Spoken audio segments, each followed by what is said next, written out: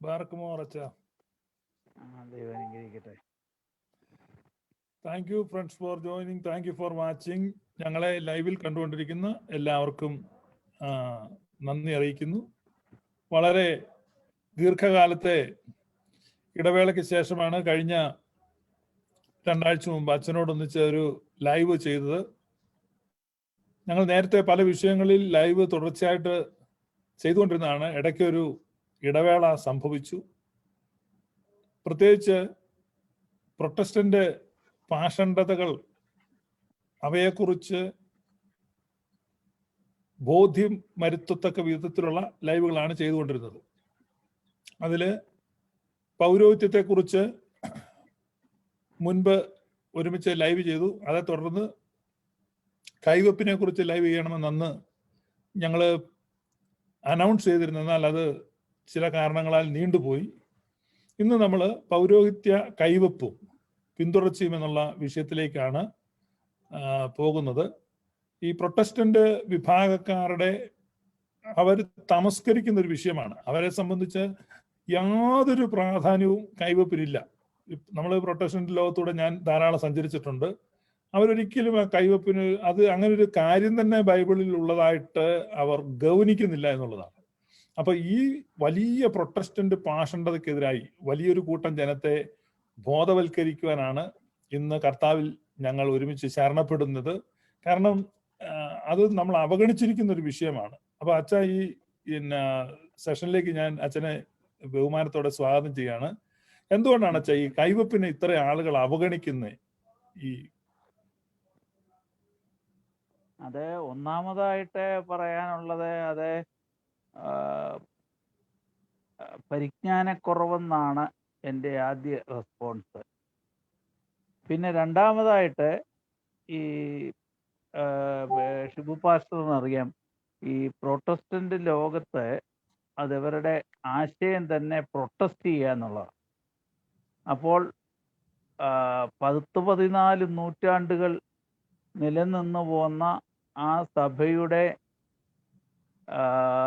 സ്വാധീനത്തിൽ നിന്ന് ജനങ്ങളെ വേർപെടുത്തിയെടുക്കണമെങ്കിൽ തീർച്ചയായിട്ടും ഒരു സ്ട്രക്ചറൽ ചേഞ്ച് അവിടെ വരുത്തണം. അതിൽ അടിസ്ഥാനപരമായിട്ടുള്ള കാര്യങ്ങൾക്ക് ഒരു ചേഞ്ച് വരുത്തിയാൽ മാത്രമേ ആളുകളെ കൂടെ നിർത്താനായിട്ട് സാധിക്കൂ. സ്വാഭാവികമായും അതുകൊണ്ട് അവര് പരിശ്രമിച്ചത് പൗരോഹിത്യ ക്രമത്തെ, പൗരോഹിത്യ സാധുതയെ, പൗരോഹിത്യത്തിൻ്റെ നൽവരത്തെ, അത് നൽകുന്ന വിധത്തെ ഒക്കെ ചോദ്യം ചെയ്യുക എന്നുള്ളതാണ്. അതുകൊണ്ട് മാത്രമാണ് ഇവര് ഈ കൈവപ്പ് ശുശ്രൂഷയെയും പരമ്പരാഗതമായിട്ടുള്ള പൗരോഹിത്യ നൽവരത്തിൻ്റെ ഓർഡറിനെയൊക്കെ ചോദ്യം ചെയ്യുന്നതെന്നാണ് എനിക്ക് പ്രാഥമികമായിട്ട് തോന്നുന്നത്. ഇവര് സത്യത്തില് ഞാൻ ഈ പ്രൊട്ടസ്റ്റന്റ് കണ്ട ഏറ്റവും വലിയൊരു അധികം പേര് ശ്രദ്ധിക്കാത്തൊരു കാര്യമാണ്, അവര് പട്ടത്വം നിലനിർത്തുന്നുണ്ട്, പക്ഷെ പൗരോഹിത്യത്തെ റിജക്റ്റ് ചെയ്യുന്നുണ്ട്. അതായത് ഈ ഞാൻ പറഞ്ഞിട്ട് അച്ഛൻ ശ്രദ്ധിക്കണം. അതായത് പട്ടത്വം എന്ന് പറഞ്ഞാൽ അവര് ഈ ലേറ്റി ക്ലർജി ക്ലാസിഫിക്കേഷൻ നിലനിർത്താൻ താല്പര്യമുണ്ട്. ഈവൻ പെന്തക്കോസിൽ പോലും പാസ്റ്ററും വിശ്വാസി എന്നുള്ള ഒരു തരംതിരിവുണ്ട്. പക്ഷേ ആ പട്ടത്വം ഉണ്ടെങ്കിലും പൗരോഹിത്യം ഇല്ല. ഈ പട്ടക്കാരുണ്ട് അവർക്കും, കാരണം അവരും പാസ്റ്റർ എന്ന് പറയുന്നുണ്ടല്ലോ, അതും പട്ടത്വമാണ്. അതുപോലെ മറ്റ് പ്രൊട്ടസ്റ്റന്റ് സഭകളിലൊക്കെ തന്നെ മെത്തഡിസ്റ്റ് അല്ലെങ്കിൽ പ്രസ്ബിറ്റേറിയൻ, അവർക്കെല്ലാം പട്ടക്കാരുണ്ട്. അപ്പൊ അവർക്ക് പട്ടത്വം ഉണ്ട്, പക്ഷെ പൗരോഹിത്യം ഇല്ല. നമ്മുടെ സാധാരണ ജനങ്ങൾക്ക് ഇത് തമ്മിലുള്ള വ്യത്യാസം അറിയത്തില്ല. കുപ്പായ ഇട്ടിരിക്കുന്ന ആളുകളെല്ലാം കാണുമ്പം അവർക്കെല്ലാം പൗരോഹിത്യം ഉണ്ട് എന്നുള്ളൊരു തെറ്റിദ്ധാരണയാണ്. അവര് പട്ടക്കാരാണെങ്കിലും പുരോഹിതന്മാരല്ല, കാരണം പൗരോഹിത്യത്തിൽ അവർ വിശ്വസിക്കുന്നില്ല. അപ്പൊ അങ്ങനെ ഒരു വ്യത്യാസമുണ്ട്, അങ്ങനെ ഒരു അപകടമുണ്ട്. നമ്മുടെ സാധാരണ ആളുകളെ സംബന്ധിച്ച് കുപ്പായം ഉള്ളപ്പോൾ അതെല്ലാം പൗരോഹിത്യമാണെന്നൊരു ചിന്തയുണ്ട്. അപ്പൊ ഇതിനെ അച്ഛൻ എങ്ങനെയാ നോക്കിക്കാണുന്നത്? ഇവരെന്തുകൊണ്ട് ഈ പൗരോഹിത്യത്തെ നിഷേധിച്ചിട്ട് ഈ ക്ലർജിലേറ്റി ക്ലാസിഫിക്കേഷൻ അവർ ഹോൾഡ് ചെയ്യുന്നുണ്ട് ആ ആശയം? ഈ പട്ടം എന്നുള്ളത് സ്ഥാനം എന്ന് മാത്രമേ അതിന് മലയാളത്തിൽ അർത്ഥമുള്ളൂ. അപ്പോൾ അവർ ഹോൾഡ് ചെയ്യുന്ന ഏത് സ്ഥാനമായാലും അവർക്ക് ആ സ്ഥാനത്തെക്കുറിച്ച് അവർക്ക് പട്ടമെന്നോ മൂപ്പനെന്നോ പാസ്റ്ററെന്നോ ഇങ്ങനെ എന്തും പറയുന്നതിന് തടസ്സമില്ല. പക്ഷെ അടിസ്ഥാനപരമായിട്ട് ഇവരുടെ പൗരോഹിത്യ കാഴ്ചപ്പാടും പൗരസ്ത്യ സഭകളുടെ കാഴ്ചപ്പാടുമായിട്ടുള്ള പ്രധാനപ്പെട്ട ഒരു വ്യത്യാസം, അവരുടെ സ്ഥാനി സമൂഹത്തിന്റെ മുന്നിൽ നിൽക്കുന്ന നായകനാണ്. ഉം. പൗരോഹിത്യത്തെ സംബന്ധിച്ചിടത്തോളം പൗരോഹിത്യ സ്ഥാനി എന്ന് പറയുന്നത് സമൂഹത്തിന്റെ നായകൻ മാത്രമല്ല, ദൈവത്തിന്റെ ദൈവത്തിന്റെ പ്രതിനിധിയും പ്രതിപുരുഷനുമാണ്. അതായത് ഒരു പുരോഹിതൻ ഒരേ സമയത്ത് സ്ഥിതി ചെയ്യുന്നത് ആ, കർത്താവിന്റെ സ്ഥാനത്തും കർത്താവിന്റെ പ്രതിപുരുഷൻ എന്നുള്ള സ്ഥാനത്തും ജനത്തിന്റെ നായകൻ എന്നുള്ള നിലയിൽ. അപ്പൊ ഈ അവരെ സംബന്ധിച്ച് ഇതൊരു കമ്മ്യൂണിറ്റി ലീഡർ എന്നേ ഉള്ളൂ, അതിനൊരു യൂണിഫോം കൊടുക്കുന്നു, അത്രേ ഉള്ളൂ അല്ലെ? അത്ര അത്ര അപ്പൊ ഒരു കമ്മ്യൂണിറ്റി ലീഡർ എന്ന നിലയ്ക്ക് ദൈവീക ശുശ്രൂഷയെ അതപ്പതിച്ച് അല്ലെങ്കിൽ തരം താണതായിട്ട് ഇവർ കാണുകയാണ്. അതുകൊണ്ട് തന്നെ നമുക്കറിയാം അവർക്ക് അത് ഈ അവര് പറയുമ്പോൾ തന്നെ അറിയാം, പാപം മോചിക്കാനായിട്ട് വൈദികന് അധികാരമില്ല. ഉം. പക്ഷെ പാപം മോചിക്കാനായിട്ട് വിശ്വാസി തന്നെ പ്രാർത്ഥിച്ചാൽ മതി. ഉം. നമ്മുടെ പൗരസ്ത്യ ക്രമത്തിൽ അങ്ങനെയല്ല. വിശ്വാസികളുടെ പ്രാർത്ഥനയും യാചനയും വേണം. അതോടൊപ്പം തന്നെ കർത്താവ് അപ്പോസ്തലന്മാരെ തിരഞ്ഞെടുക്കപ്പെട്ടപ്പോൾ അവർക്ക് കൊടുത്ത നിയോഗം പാപം മോചിക്കുവാനും കെട്ടുവാനുമുള്ള അധികാരമാണ്. ആ വാക്യത്തെ അവരെ അവമതിച്ച് മാറ്റി നിർത്തുക. അപ്പം ഈ പൗരോഹിത്യം എന്ന് പറയുന്ന സ്ഥാനം അല്ലെങ്കിൽ പട്ടത്വം എന്ന് പറയുന്ന സ്ഥാനം എന്ന് പറയുന്നത് യഥാർത്ഥത്തിൽ ഒറ്റ കാര്യത്തിനേ ഉള്ളൂ, പാപമോചനത്തിന് വേണ്ടിയിട്ട്. അപ്പൊ അത് ബലിയുമായിട്ട് ബന്ധപ്പെട്ടാണ് അല്ലെ? പാപമോചനം പഴയ നിയമത്തിൽ അങ്ങനെയാണല്ലോ നമ്മൾ കാണുന്നത്. പുതിയ നിയമത്തിലെ ബലി വഴി അല്ല. അല്ല, ക്രിസ്തുവിന്റെ പാപപരിഹാര ബലി ഇല്ലേ? യെസ്, ക്രിസ്തുവിന്റെ പാപപരിഹാര ബലി. ഞാൻ പറഞ്ഞത് നമ്മുടെ ഈ ആരാധന, പ്രാർത്ഥന ഇങ്ങനെയുള്ളത് മാത്രമായിട്ട് പോരാ. അതുകൊണ്ടാണ് ഞാൻ പറഞ്ഞത് സമൂഹമായിട്ടുള്ള പ്രാർത്ഥനയും അപേക്ഷയും ഇതെല്ലാം വേണം. അതോടൊപ്പം തന്നെ കെട്ടുവാനും അഴിക്കുവാനുമുള്ള അധികാരമുള്ള ദൈവത്താൽ നിയോഗിക്കപ്പെട്ടിരിക്കുന്ന ആളുകളുടെ ആ ഒരു മോചന ബന്ധന അധികാരത്തിന്റെ മുമ്പിൽ ഓരോ വിശ്വാസിയും, അതിന് അധികാരമൊന്നും ഞാൻ പറയുന്നില്ല, ആ ശുശ്രൂഷയ്ക്ക്, ദൈവിക ശുശ്രൂഷയ്ക്കായിട്ട് വിളിക്കപ്പെട്ടവരുടെ ആ ഒരു മോചനം നേരിട്ട് പ്രാപിച്ചേ മതിയാകൂ. അച്ഛാ, ഈ പ്രൊട്ടസ്റ്റന്റില് ഇതിനെല്ലാം കൗണ്ടർ ഫീറ്റ് ഉണ്ട്, ആ റെപ്ലിക്ക ഉണ്ടാക്കി വെക്കും. ഇപ്പൊ ഉദാഹരണത്തിന് ഈ കെട്ടുവാനും അഴിക്കുവാനുള്ള അധികാരം അല്ലെ പാപമോചന അധികാരം എന്നൊക്കെ പറയുന്നതിന് ഇപ്പൊ ഈ ചില പ്രൊട്ടസ്റ്റന്റ് ഗ്രൂപ്പുകൾ ശാപം അഴിക്കുന്നു എന്നൊക്കെ പറഞ്ഞ് പരസ്യം കൊടുക്കും. അപ്പം ഇതിനെല്ലാം ഒരു വികലമായ അനുകരണങ്ങളുണ്ട്. അപ്പൊ നമ്മുടെ വിഷയത്തില് ഈ കൈവപ്പ് എന്നുള്ള ഒരു കാഴ്ചപ്പാട് വരുമ്പം പുതിയ നിയമസഭയുടെ അടിസ്ഥാന ഉപദേശങ്ങളിൽ ഒന്നായിട്ടാണ് നമ്മൾ കാണുന്നത് എബ്രായ ലേഖനം 6-ാം അധ്യായത്തിൽ. അതായത് 6 അടിസ്ഥാനങ്ങളെ കുറിച്ച് പറയുമ്പോൾ അതിലൊന്ന് ഈ കൈവപ്പാണ്. അപ്പൊ അത്രയും പ്രാധാന്യം ഈ കൈവപ്പിനുള്ളപ്പം നമ്മുടെ ഈ പഠനങ്ങളിലും പ്രബോധനങ്ങളിലും ചർച്ചകളിലും ഒന്നും ഒട്ടും പ്രാധാന്യമുള്ളതായിട്ട് ഈ കൈവപ്പ് വരുന്നില്ല. അതൊരു പ്രൊട്ടസ്റ്റന്റ് വഞ്ചനയാണ്. കാരണം അവര് മനഃപൂർവ്വം അതിനെ തമസ്കരിച്ചിട്ട് അതൊരു എന്തായി തീർന്നു, പാർശ്വവൽക്കരിക്കപ്പെട്ട വിഷയമായിപ്പോയി. ഈ സൈഡിലോട്ട് ഈ ചില മിടുക്കന്മാര് ഡ്രൈവർമാര് വണ്ടി ഓടിച്ചു കഴിഞ്ഞാൽ ഈ പാവപ്പെട്ട ഓട്ടോറിക്ഷക്കാരനൊക്കെ ഈ ഓടെ ചാടി പോകുന്ന പോലെ ഈ വിഷയം എന്ന് പറയുന്നത് മുഖ്യധാരയിൽ നിന്ന് പോയി. അപ്പൊ നമ്മൾ ഈ കൈവപ്പ് എന്ന വിഷയം എത്രത്തോളം പ്രധാനപ്പെട്ടതാണ്? അതാണ് ഞാൻ എൻ്റെ ചോദ്യം. കൈവപ്പ് എത്ര പ്രാധാന്യമുണ്ട് കൈവപ്പിന്? കൈവപ്പ് കൂടാതെ പൗരോഹിത്യ ക്രമം ആർക്കും തന്നെ ലഭിക്കുന്നില്ല. അത് അപ്പോസ്തോലിക ലോകത്ത് നമുക്ക് കാണാനായിട്ട് സാധിക്കും. അപ്പോസ്തല പ്രവർത്തികൾ 6-ാം അധ്യായം 6-ാം വാക്യം. അവർ സ്ലീഹന്മാരുടെ മുമ്പാകെ നിന്നു, സ്ലീഹന്മാർ പ്രാർത്ഥിച്ച് ഇവരുടെ മേൽ കൈവച്ചു. ഷെമാശന്മാരെ നിയമിക്കുന്നതിനെ സംബന്ധിച്ചുള്ള ഭാഗമാണ്. അവരെങ്ങനെയുള്ളവരാണെന്നെല്ലാം മേളിൽ പറയുന്നുണ്ട്. അങ്ങനെയുള്ളവരെ തെരഞ്ഞെടുത്തിട്ട് അവരെ സ്ലീഹന്മാരുടെ മുമ്പാകെ നിർത്തി. അവിടെ നിന്ന് സഭയുടെ മുമ്പാകെ അല്ല നിർത്തിയിരിക്കുന്നത്. സഭയുടെ മുമ്പാകെ ഒത്തിരി ആളുകളുണ്ട്. ആ വന്നിട്ടുള്ള ആളുകളോ അല്ലെങ്കിൽ ആ സമൂഹത്തിൽപ്പെട്ട നേതാക്കന്മാരായിട്ടുള്ളവരോ ആരെങ്കിലും കുറെ പേര് എഴുന്നേറ്റ് അങ്ങോട്ടും ഇങ്ങോട്ടും കൈവെക്കുക അല്ല ചെയ്തത്. ഈ ഷെമാശന്മാരാകാനുള്ളവരെ അപ്പോസ്തോലന്മാരുടെ മുമ്പാകെ നിർത്തി സ്ലീഹന്മാർ അവരുടെ മേൽ കൈവച്ചു, പ്രാർത്ഥിച്ച് കൈവച്ചു. അപ്പോഴാണ് അവർക്ക് പൗരോഹിത്യത്തിന്റെ ഒന്നാമത്തെ സ്ഥാനമായ ശമ്മാശ സ്ഥാനം അല്ലെങ്കിൽ ഡീക്കൻ എന്ന് പറയുന്ന ആ സ്ഥാനത്തേക്ക് പ്രവേശിക്കാനായിട്ട് സാധിക്കുന്നത്. ഇതുപോലെ നമുക്ക് തീത്തോസ്, തീമോത്തിയോസ് ഈ ലേഖനങ്ങളിലൊക്കെ വരുമ്പോഴത്തേക്ക് തീത്തോസിന്റെ ലേഖനം 1-ാം അധ്യായം 5-ാം വാക്യം, ഞാൻ നിന്നെ ക്രേത്തയിൽ വിട്ടേച്ചു പോകുന്നത് പോരാത്ത കാര്യങ്ങൾ ക്രമപ്പെടുത്തേണ്ടതിന് ഞാൻ നിനക്ക് കൽപ്പന തന്നതുപോലെ പട്ടണം തോറും കശീശന്മാരെ സ്ഥാനത്താക്കുന്നതിനുമായിട്ടായിരുന്നു. യഥാസ്ഥാനത്താക്കുക എന്നാണ് അതിൻ്റെ മറ്റൊരു പരിഭാഷയിൽ പറയുന്ന വാക്ക്. യഥാസ്ഥാനത്താക്കുക എന്ന് പറഞ്ഞാൽ അവരുടെ പട്ടത്വത്തിന്റെ സ്ഥാനത്ത് അവരെ ആക്കുക എന്നുള്ളത്. നീ അവിടെ ഉപയോഗിക്കുന്ന പദം കശീശ എന്നുള്ളത്. ഈ സുറിയാനി പാരമ്പര്യത്തിലുള്ള ബൈബിളിൽ നിന്നാണ് ഞാൻ വായിക്കുന്നത്. സുറിയാനി പുസ്തകത്തിൽ ഇങ്ങനെയാ എഴുതിയിരിക്കുന്നത്, ഈ ഞാൻ ക്രേത്തയിൽ നിന്നെ വിട്ടേച്ചു പോകുന്നത് ശേഷിച്ച കാര്യങ്ങളെ ക്രമത്തിലാക്കേണ്ടതിനും ഞാൻ നിന്നോട് ആജ്ഞാപിച്ചതുപോലെ പട്ടണം തോറും മൂപ്പന്മാരെ ആക്കി വെക്കേണ്ടതിനും തന്നെ. അതായത് മൂപ്പന്മാരെന്നാണ് തർജ്ജമ ചെയ്തിരിക്കുന്നത്. അതിന്റെ ആ മൂപ്പൻ എന്നുള്ള വാക്ക് അവിടെ ഉപയോഗിക്കുന്നത് ഓവർസിയർ എന്നൊക്കെയുള്ള പദമുണ്ട്. 7-ാം വാക്യത്തെ കുറിച്ച് പറയുന്നുണ്ട്. കശീശ ദൈവത്തിന്റെ ഭവന കാര്യസ്ഥൻ എന്ന നിലയിൽ അധ്യക്ഷനായിരിക്കണം. 7-ാം വാക്യം. ആ സ്ഥാനം എന്താണെന്ന് ഇവിടെ പറയുന്നുണ്ട്. പ്രത്യേകിച്ച് ആദിമകാലത്ത് ബൈബിളിലെ ഇതിലെ എപ്പിസ്കോപ്പ എന്നുള്ളതും കശീശ എന്നുള്ള വാക്കും അല്ലെങ്കിൽ പ്രസ്ബിറ്റർ എന്നുള്ള വാക്കും മാറി മാറി ഉപയോഗിച്ച് നമുക്ക് കാണുവാൻ സാധിക്കും.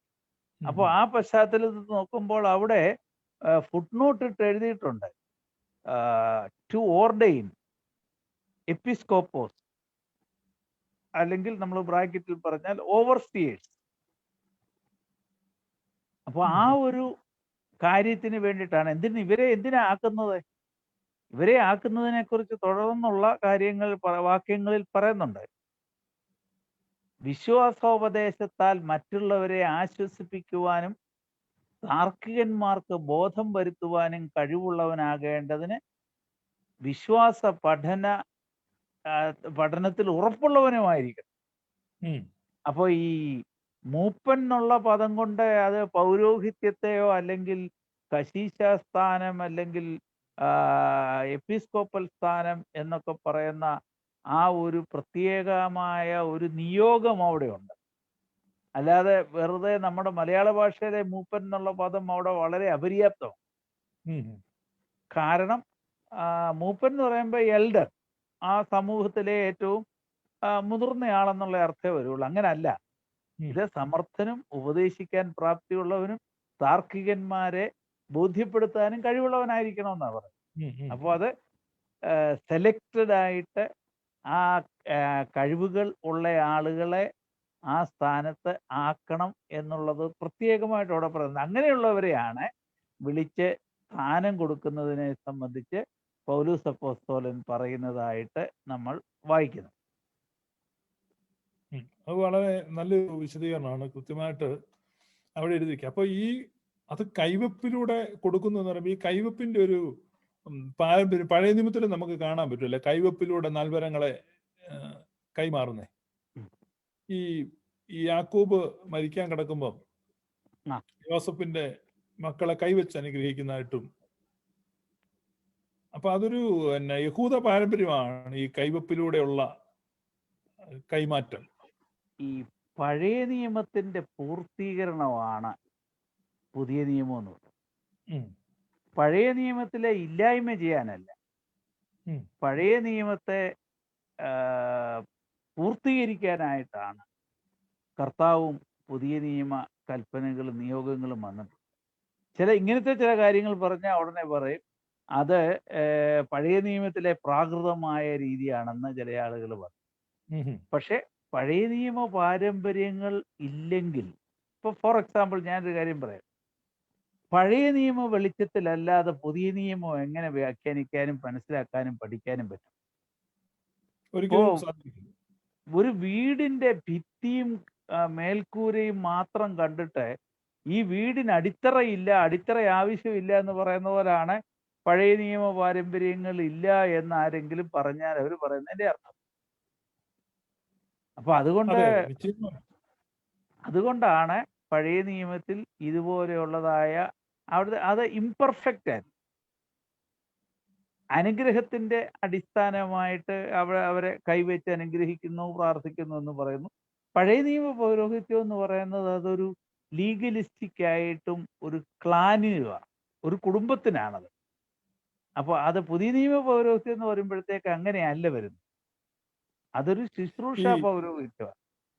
നമ്മളെ ഈ കാട്ടൊലിവായിരുന്നു നമ്മളെ നാട്ടൊലിവോട് ഒട്ടിച്ചേർക്കുമ്പം ആ നാട്ടൊലിവിന്റെ ഫലപ്രദമായ വേരിന് നമുക്ക് പങ്കാളിത്തം കിട്ടുക. അപ്പൊ ആ ജൂവിഷ് റൂട്ട്സ് ആണ്. അപ്പം നമ്മളെ ഇസ്രായേലിനോട് ഒട്ടിക്കുമ്പോൾ ആ പഴയ നിയമത്തിൽ നിന്നുള്ള അത്തരം നന്മകൾ ഈ പൗരോഹിത്യം പുതിയ നിയമത്തിൽ എവിടെയാണെന്ന് ചോദിച്ചു കഴിഞ്ഞാൽ ആ പേരിന്റെ ഫലപ്രദമായ പങ്കാളിത്തം നമുക്ക് കിട്ടുമ്പോൾ ആ പൗരോഹിത്യം കൂടി അല്ലേ നമുക്ക് വരുന്നത്. അപ്പം അതുകൊണ്ടല്ലേ ആ കൈവപ്പ് നമുക്ക് ഉണ്ടാകും. നമ്മുടെ പ്രത്യേകിച്ച് നമ്മുടെ സുറിയാനി സഭ ഒരു ജൂവിഷ് ബാക്ക്ഡ്രോപ്പിലാണല്ലോ വന്നിരിക്കുന്നത്. യഹൂദന്മാരുടെ ആ ഒരു കഷ്ടവും ആ രീതിയെല്ലാം ഇവിടെ കാണാൻ പറ്റുമല്ലോ.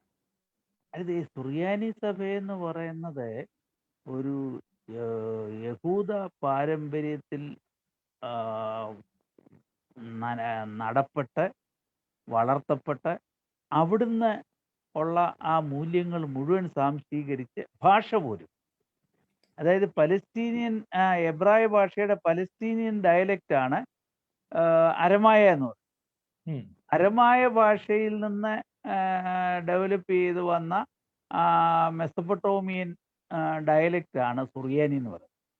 അപ്പോൾ ഇത് വളരെ ക്ലോസ്ലി റിലേറ്റഡാണ്.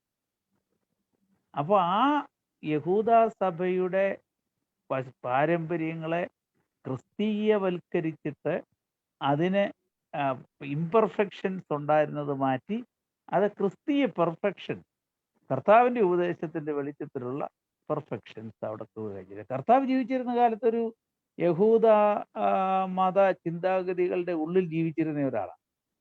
അതിന് റിഫോംസ് ആണ് വരുന്നത്, അതിന് പെർഫെക്ഷൻ ആണ് വരുന്നത്, അതിന് ബെറ്റർ വ്യാഖ്യാനങ്ങൾ നൽകുകയാണ് കർത്താവ് ചെയ്യുന്നത്. നിശ്ചയമായിട്ടും. അപ്പൊ നമ്മളെ സംബന്ധിച്ച് ആ നന്മകളിലൂടെ വന്നിരിക്കുന്ന, ഉദാഹരണം പറഞ്ഞ യേശുവും അപ്പോസ്തലന്മാരും ഒക്കെ ജീവിക്കുകയും വ്യവഹരിക്കുകയും ഒക്കെ ചെയ്ത ആ ഒരു ഭൂമികയിൽ നിന്ന് അതേ പശ്ചാത്തലത്തിൽ അതേ സംസ്കാരത്തിൽ രൂപപ്പെട്ട ഒരു സഭ എന്ന് പറഞ്ഞാൽ അത് സുറിയാനി സഭയാണ് അല്ലേ? കൃത്യമായിട്ട് പറഞ്ഞാൽ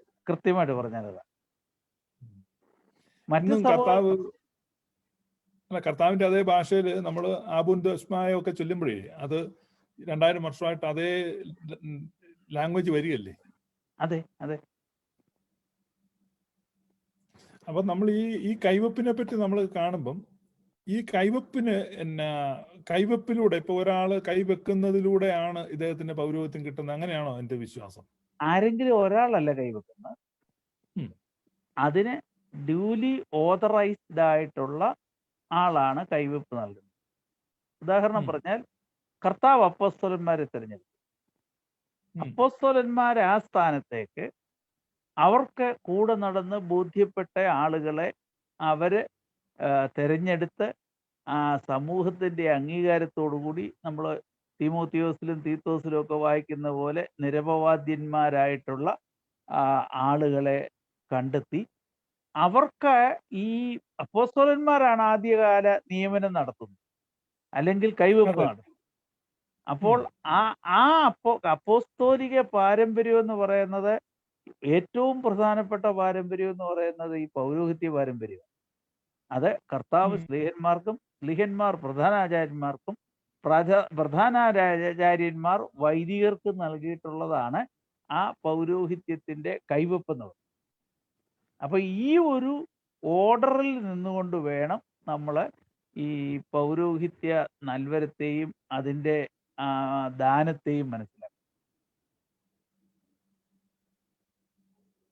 ഈ പൗലോസ് ശ്ലീഹ പറയുന്നുണ്ടല്ലോ, മൂപ്പന്മാരുടെ കൈവപ്പോടുകൂടെ പ്രവചനത്താൽ നിനക്ക് ലഭിച്ചതായ ആ കൃപാവരത്തെ നീ ഉപേക്ഷയായി വിചാരിക്കരുത്. അപ്പൊ അച്ഛൻ പറഞ്ഞു മൂപ്പന്മാരുടെ കൈവപ്പ് എന്ന് പറയുമ്പോൾ മൂപ്പന്മാരുടെ കൈവെപ്പ് എന്ന് പറയുമ്പോൾ ഈ മൂപ്പൻ എന്നുള്ള പദം അവിടെ ഉപയോഗിച്ചിരിക്കുന്നത് ഞാൻ പറഞ്ഞല്ലോ, മാറി മാറി. കശീശന്മാരുടെ ആ അത് കശീശന്മാരുടെ കശീശന്മാരും ചില സന്ദർഭങ്ങളിൽ അത് ഈ എപ്പിസ്കോപ്പന്മാർ അല്ലെങ്കിൽ ബിഷപ്പ് എന്നുള്ള അർത്ഥത്തിൽ വരുന്നിടത്തും അത് പിന്നെ മാറി മാറി ഉപയോഗിക്കുന്ന ചില വാക്കുകൾ നമുക്ക് കാണാനായിട്ട് സാധിക്കും മൂല ഭാഷയിലുള്ള പഠനത്തിൽ. അപ്പോൾ അതുകൊണ്ടാണ് ഈ അവിടെ മൂപ്പൻ എന്ന് പറയുന്നത് കശീശന്മാരെ നിയമിക്കാനായിട്ട് പോകുന്ന മൂപ്പൻ എന്ന് പറയുന്നത് അദ്ദേഹം ഒരു എപ്പിസ്കോപ്പൽ സ്ഥാനത്തുള്ളവരാണ്. എപ്പിസ്കോപ്പൽ എന്ന് പറയുന്നത് മനസ്സിലാകാത്തവർ നമ്മുടെ ശ്രോതാക്കളിൽ ഉണ്ടാകുകയില്ലെന്ന എൻ്റെ വിശ്വാസം. അത് സിമ്പിൾ ഇംഗ്ലീഷിലെ ഓവർസിയർ എന്നുള്ള അർത്ഥത്തിൽ മേലന്വേഷകൻ.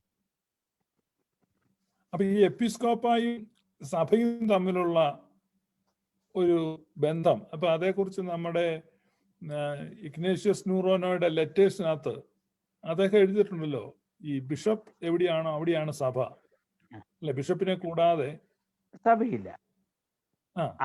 അത് പൗരോഹിത്യത്തിന്റെ അനുപേക്ഷണീയതയാണ് അവിടെ കാണുന്നത്. അതായത് പൗരോഹിത്യത്തിന്റെ ക്രമം, വിശ്വാസ സമൂഹം അല്ലെങ്കിൽ ലൈറ്റി എന്ന് പറയുന്നത്, അത് കഴിഞ്ഞിട്ട് പ്രസ്ബിറ്ററോസ് എന്ന് പറയുന്ന ആ വൈദിക സമൂഹം, അതിൻ്റെ മേളിൽ ബിഷപ്പന്മാര്, ഈ വരുന്ന ഈ ക്രമത്തിൽ ഇതെല്ലാം ഉണ്ടെങ്കിലേ സഭയാകുള്ളൂ. അച്ഛാ, ഇപ്പം ഞാൻ പറഞ്ഞു, ഇപ്പം നമ്മൾ ഈ സോഷ്യൽ മീഡിയയിൽ നോക്കുമ്പോൾ, ഇപ്പൊ പ്രത്യേകിച്ച് ഈ ഫേസ്ബുക്കിലെ പോസ്റ്റുകളിൽ നോക്കുമ്പോൾ, ഈ നമ്മുടെ ആളുകളുടെ ഇടയിൽ ഈ പോസ്റ്റുകളിൽ ഞാൻ കാണുന്ന ഒരു കാര്യം, ഒരു മെത്രാച്ചന്മാർക്കെതിരായിട്ടുള്ള ഒരു സെന്റിമെന്റ്സ് ഇങ്ങനെ രൂപപ്പെടുന്നുണ്ട്. ഒരുപാട് പേര് ഈ ചുവപ്പുപ്പായക്കാരെന്ന് പറഞ്ഞാൽ പരിഹസിക്കുന്നുണ്ട്. ഈ നമ്മുടെ ആളുകളെ തന്നെ എഴുതുന്നത്. അപ്പൊ അല്ലാതെ പെന്തക്കോസ്തുകാരല്ല. അപ്പൊ ഈ പറഞ്ഞ ഈ സഭാവിശ്വാസികള് ഈ മെത്രാച്ചന്മാർക്കെതിരായിട്ട് ഈ ഒരു എന്തിനാണ് അവരെ ഒറ്റ ഒരെണ്ണത്തിന് വിളിക്കരുത്, അവരെ കയറ്റരുത്, അങ്ങനെ ഒരു ഗ്രൂപ്പ്, ഇങ്ങനെ ഒരു കോക്കസ് അത് എഴുതി പിടിപ്പിക്കുന്നുണ്ട്. അപ്പൊ അതേക്കുറിച്ച് അച്ഛന് പറയാനുള്ളത് എന്താണ് ഈ ഒരു മെത്രാൻ സ്ഥാനത്തിന്റെ പ്രാധാന്യം? അത് ഏറ്റവും ഭംഗിയായിട്ട് ഷിബു പാസ്റ്റർ പറഞ്ഞു. അത് വിശുദ്ധനായ ഇഗ്നാത്യൂസിന്റെ ഉപദേശമുണ്ട്, എപ്പിസ്കോപ്പായ ഇല്ലാത്തടത്ത് സഭയിൽ. അപ്പൊ എപ്പിസ്കോപ്പായെ കൂടാതെ സഭ മുന്നോട്ട് പോകത്തില്ല. ഒരു അൽമായ സമൂഹമായിട്ട് മാത്രം നിൽക്കുക എന്നുള്ളത് സഭയുടെ ദൗത്യമല്ല. അപ്പോൾ മെത്രാപ്പോലീത്ത ഇല്ലാതെ എങ്ങനെയാണ് ഒരു സഭ നിലനിൽക്കുന്നത്, ഒരു ഇടവക നിലനിൽക്കുന്നത്? കശീശന്മാരെ വാഴിക്കേണ്ടതവരാണ്. എപ്പിസ്കോപ്പന്മാരെന്ന് പറയുന്നത് കർത്താവിന്റെ സ്ലീഹന്മാരുടെ സ്ഥാനത്തിരിക്കുന്നവർ. അങ്ങനെയുള്ളവരെ ആക്ഷേപിക്കുക എന്ന് പറയുന്നത് പൗരോഹിത്യ ക്രമത്തെക്കുറിച്ച് പഠിച്ചിട്ടില്ലാത്തവരാണ്, പൗരോഹിത്യ ദൗത്യം എന്താണെന്ന് മനസ്സിലാക്കിയിട്ടില്ലാത്തവരാണ്. ഏറ്റവും ചുരുങ്ങിയത് വേദപുസ്തകപരമായിട്ട് പോലും പൗരോഹിത്യ നൽവരങ്ങളെ കുറിച്ച് മനസ്സിലാക്കാത്തവർക്ക് മാത്രമേ അങ്ങനെ പറയാനായിട്ട് സാധിക്കൂ. അച്ഛാ, അതിപ്പോ ഈ പറഞ്ഞ ഈ നമ്മുടെ ഈ മലങ്കരയിലെ ഈ സഭാ തർക്കത്തെ തുടർന്നാണ്. കാരണം ഈ ഉദാഹരണത്തിന് യാക്കോബായ വിവാഹത്തിന്റെ പള്ളികൾ നഷ്ടപ്പെട്ടപ്പോൾ അതിൽ മനം നൊന്ത വിശ്വാസികൾ ചിലരാണ് ഈ അവസരം, ഞാൻ ചിന്തിക്കുന്നത് പെന്തക്കോസ്ത് ആശയക്കാര് നുഴഞ്ഞു കയറിയിട്ട് എഴുതുന്നെന്ന് തോന്നുന്നു. ആരാണെങ്കിലും ഈ അവസരം വിനിയോഗിച്ചിട്ട് ഇതിന്റെ എല്ലാം കുറ്റം ഈ ചുവപ്പ് കുപ്പായക്കാരാണ് എന്നൊക്കെ എഴുതിയിട്ട് ഈ മെത്രാച്ചന്മാരുടെ, അപ്പൊ ഞാൻ പറഞ്ഞത് ഇരുപക്ഷത്തിലും ഇത്തരത്തിലുള്ള നമ്മുടെ ആ ഒറിജിനൽ ആ പാരമ്പര്യം അല്ലെ വിശ്വാസം നഷ്ടപ്പെടത്തക്ക വിധത്തിൽ ഒരു തരത്തിലല്ലേ മറ്റൊരു തരത്തിൽ പൗരോഹിത്യത്തിനെതിരായിട്ടും കൈവപ്പിനെതിരായിട്ടുമുള്ള ഒരാശയങ്ങൾ രൂപപ്പെട്ടു വരുന്നുണ്ട്. ഈ രണ്ടു പക്ഷത്തുമല്ല ഞാൻ പറഞ്ഞത്. അപ്പൊ അങ്ങനെ അതാ ഞാൻ ചോദിക്കുന്നത്, നമ്മുടെ ഓതന്റിക് ഡോക്ട്രിൻ എന്താണ്? അതാ നമുക്കിത് അറിയേണ്ടത്. അതായത് പൗരോഹിത്യത്തെ ആക്രമിക്കുക എന്നുള്ളത് ഇന്നത്തെ സമൂഹത്തിൽ നമ്മൾ പൊതുവെ കാണുന്ന ഒരു കാര്യമാണ്. നമ്മുടെ സുറിയാനി സഭയിലെ ഇരുവിഭാഗത്തിൽ മാത്രമല്ല, കത്തോലിക്ക സഭയിലാണെങ്കിൽ പോലും ഇന്നത്തെ ഫേസ്ബുക്കുകളിലൊക്കെ ഒരു വളരെ ശക്തമായിട്ടുള്ള ഒരു ചർച്ച വരുന്നുണ്ട്. അതായത് മാർപ്പാപ്പ സെയിം സെക്സ് മാര്യേജിൽ ജീവിക്കുന്നവരുടെ അവരുടെ അവകാശത്തെ, മനുഷ്യാവകാശത്തെ മാനിക്കണം എന്നുള്ള അർത്ഥത്തിലൊരു പ്രസ്താവന നടത്തിയതായിട്ട് കേൾക്കുന്നു. അത് ആധികാരികമായിട്ട് നമുക്കാർക്കും എനിക്കറിവ് കിട്ടിയിട്ടില്ല. ഇങ്ങനെ അച്ഛാ പത്രമാധ്യമങ്ങളിൽ. അതെങ്ങനെയാണെന്നറിയോ? അത് ഈ മാർപ്പാപ്പ പ്രസ്താവിച്ചൊന്നും അല്ല, ഇത് മാർപ്പാപ്പ പണ്ട് പറഞ്ഞതാ.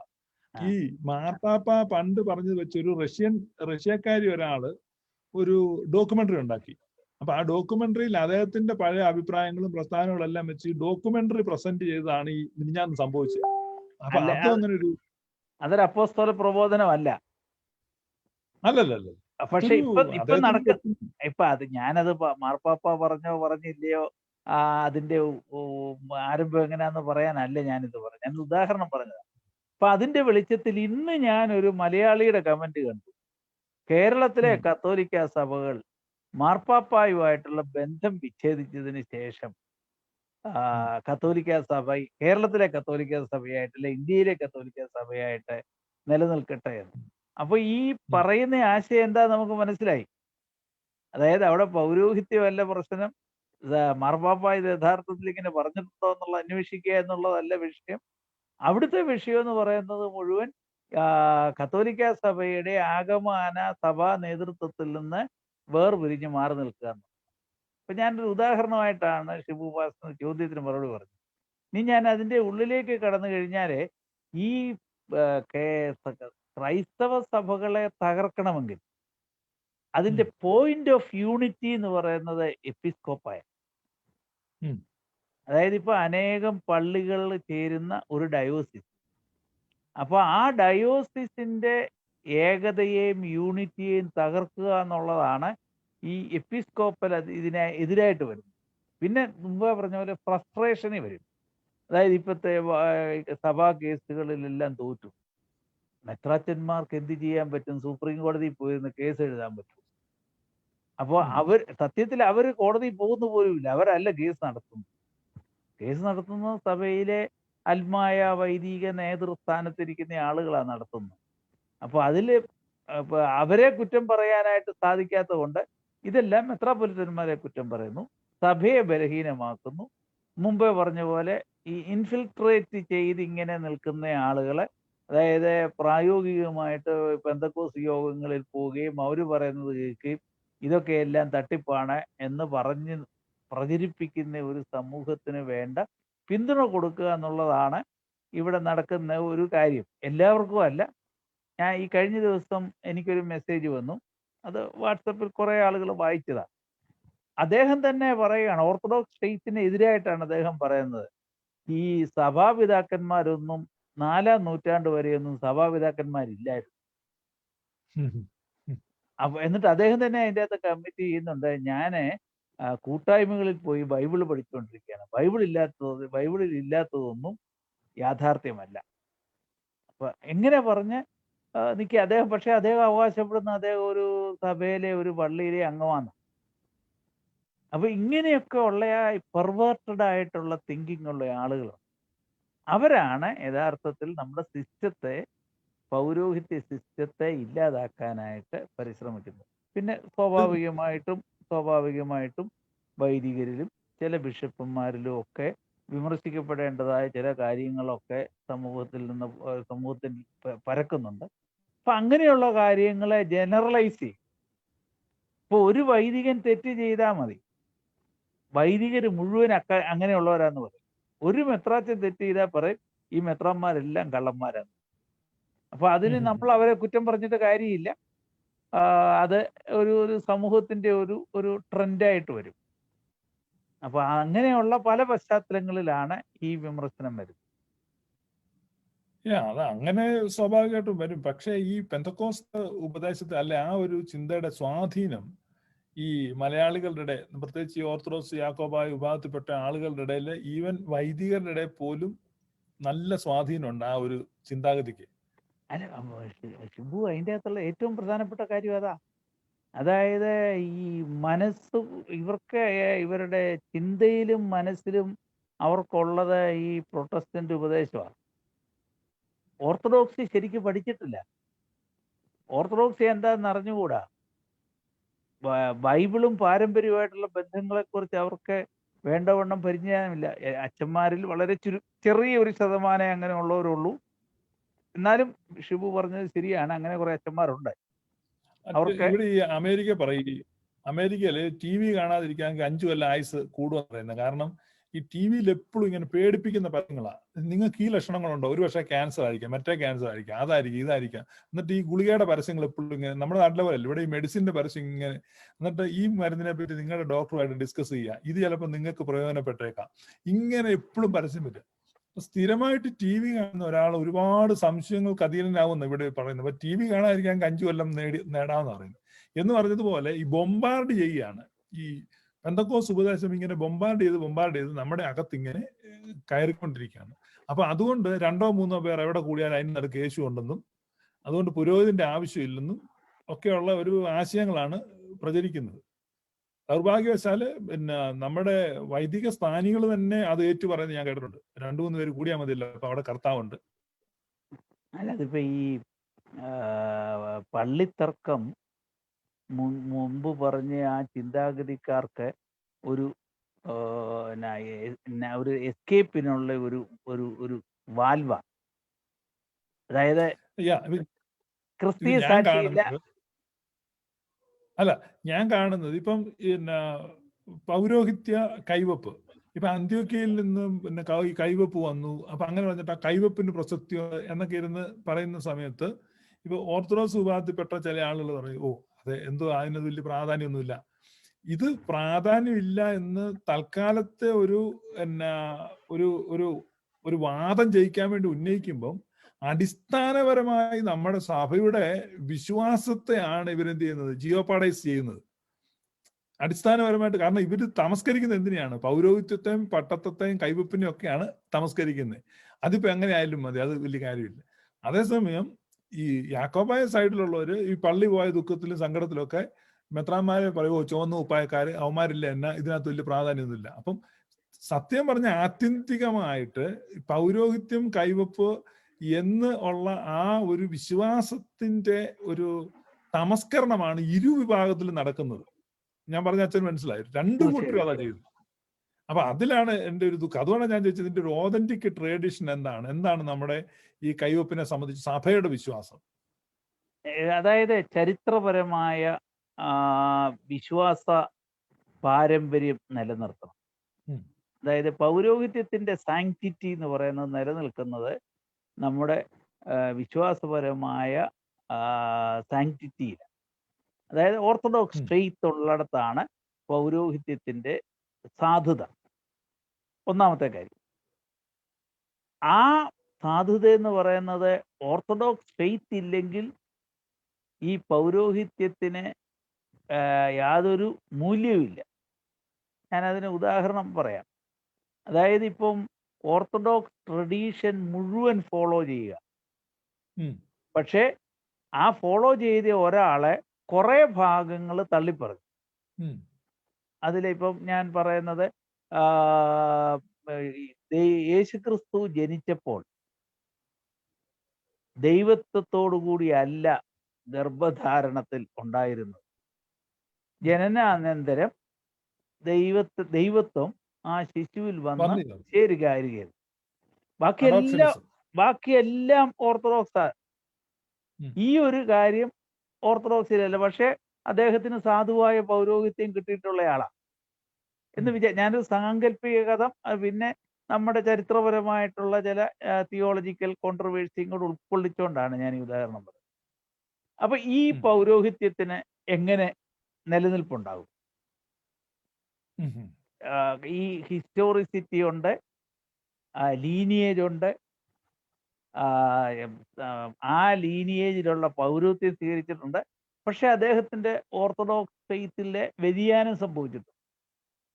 അപ്പോൾ ഈ ആദ്യത്തെ മൂന്നും ഇല്ലാതാകുക. അപ്പൊ നാലാമത് വരുന്ന പൗരോഹിത്യം അത് പ്രയോജനമില്ലാത്തതായിട്ട് തീരുകയാണ്, എഫിക്കസി ഇല്ലാത്തതായിട്ട് തീരുക. അപ്പൊ എനിക്ക് ഇന്നലെ എന്നോട് ഒരാളൊരു സംശയം ചോദിച്ചു. ഒരാളൊരു ചോദിച്ചാ, ഒരാള് വേറൊരാൾക്കൊരു പട്ടം കൊടുത്തു. ഈ പട്ടം കൊടുത്ത ആൾക്ക് പിന്നെ ഭ്രാന്ത് വരികയാണെങ്കിൽ ഈ പട്ടം മേടിച്ച ആളും ഭ്രാന്തനായിട്ട് നടക്കണമെന്ന്, അങ്ങനെയുണ്ടോ? ഇത് ഈ അസുഖം വരിക എന്നുള്ളത് ഒരു പാപമല്ല. ഉം.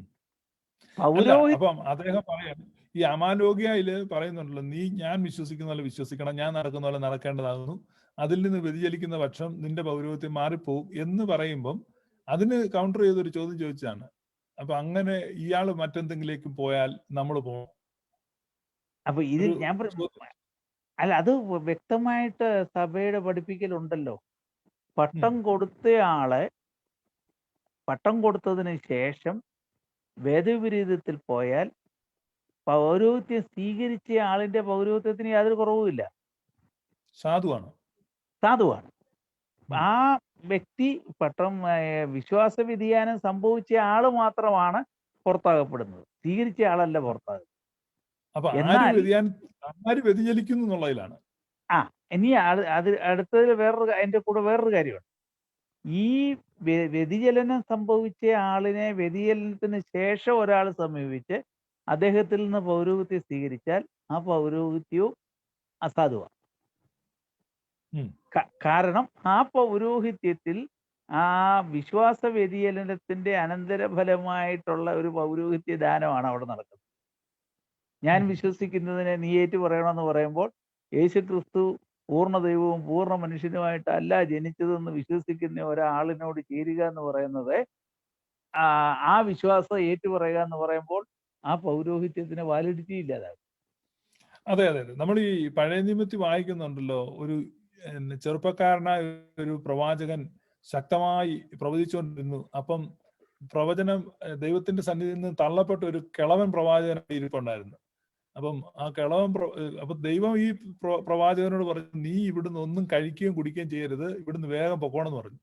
അങ്ങനെ ഈ ചെറുപ്പക്കാരൻ വളരെ വേഗത്തിൽ പോകുമ്പോൾ ഈ വയസ്സൻ പ്രവാചകൻ വന്നിച്ച് ചെറുപ്പക്കാരനെ വിളിച്ചു, ഇവിടെ കയറി വല്ലതും ഒന്ന് കഴിച്ചിട്ട് പോകാൻ പറഞ്ഞു. അന്നേരം ചെറുപ്പക്കാരൻ പറഞ്ഞില്ല, ദൈവനോട് പറഞ്ഞത് ഈ നാട്ടിൽ നിന്ന് ഒന്നും കഴിക്കരുത്, കുടിക്കരുത്. അപ്പം കിളവൻ പറഞ്ഞു, അയ്യോ ദൈവം എന്നോട് ഇപ്പൊ പറഞ്ഞു എന്റെ പ്രവാചകൻ ഇതുവഴി വരും, അവനെ കഴിപ്പിച്ചും കുടിപ്പിച്ചും വിടാവണമെന്ന് പറഞ്ഞത്. അപ്പൊ ഈ സീനിയോറിറ്റി ഉള്ള പ്രവാചകൻ, അപ്പൊ ഈ ചെറുപ്പക്കാരൻ പോയി കഴിക്കുന്നുണ്ട്. അത് കഴിഞ്ഞ് പിന്നെ അവനെ മൃഗം പിടിച്ച് കൊല്ലുന്നതായിട്ടും ഒക്കെ നമ്മൾ ബൈബിളിൽ വായിക്കുന്നുണ്ട്. അപ്പോ ഈ എക്സ് അനോയിന്റഡ് അല്ലെങ്കിൽ എക്സ് അനോയിന്റഡ് എന്നൊരു സ്ഥാനമുണ്ട്. അതായത് സ്ഥാനം നഷ്ടപ്പെട്ടിരിക്കാം, അങ്ങനെ ഒരു ഓപ്ഷൻ ബൈബിളിൽ പറയുന്നുണ്ട്. ഒരിക്കൽ അദ്ദേഹം പ്രവാചകനായിരുന്നു, പക്ഷെ പിന്നീട് പ്രവാചകൻ അല്ലാതായി തീർന്നു. പക്ഷെ ജനങ്ങൾ തെറ്റിദ്ധരിക്കുകയാണ് ഇദ്ദേഹത്തിന് ഇപ്പോഴും ഇദ്ദേഹം പ്രവാചകനാണ്. അപ്പൊ അങ്ങനെ ഒരു കണ്ടീഷനെ പറ്റി ബൈബിളിൽ പറയുന്നുണ്ട്.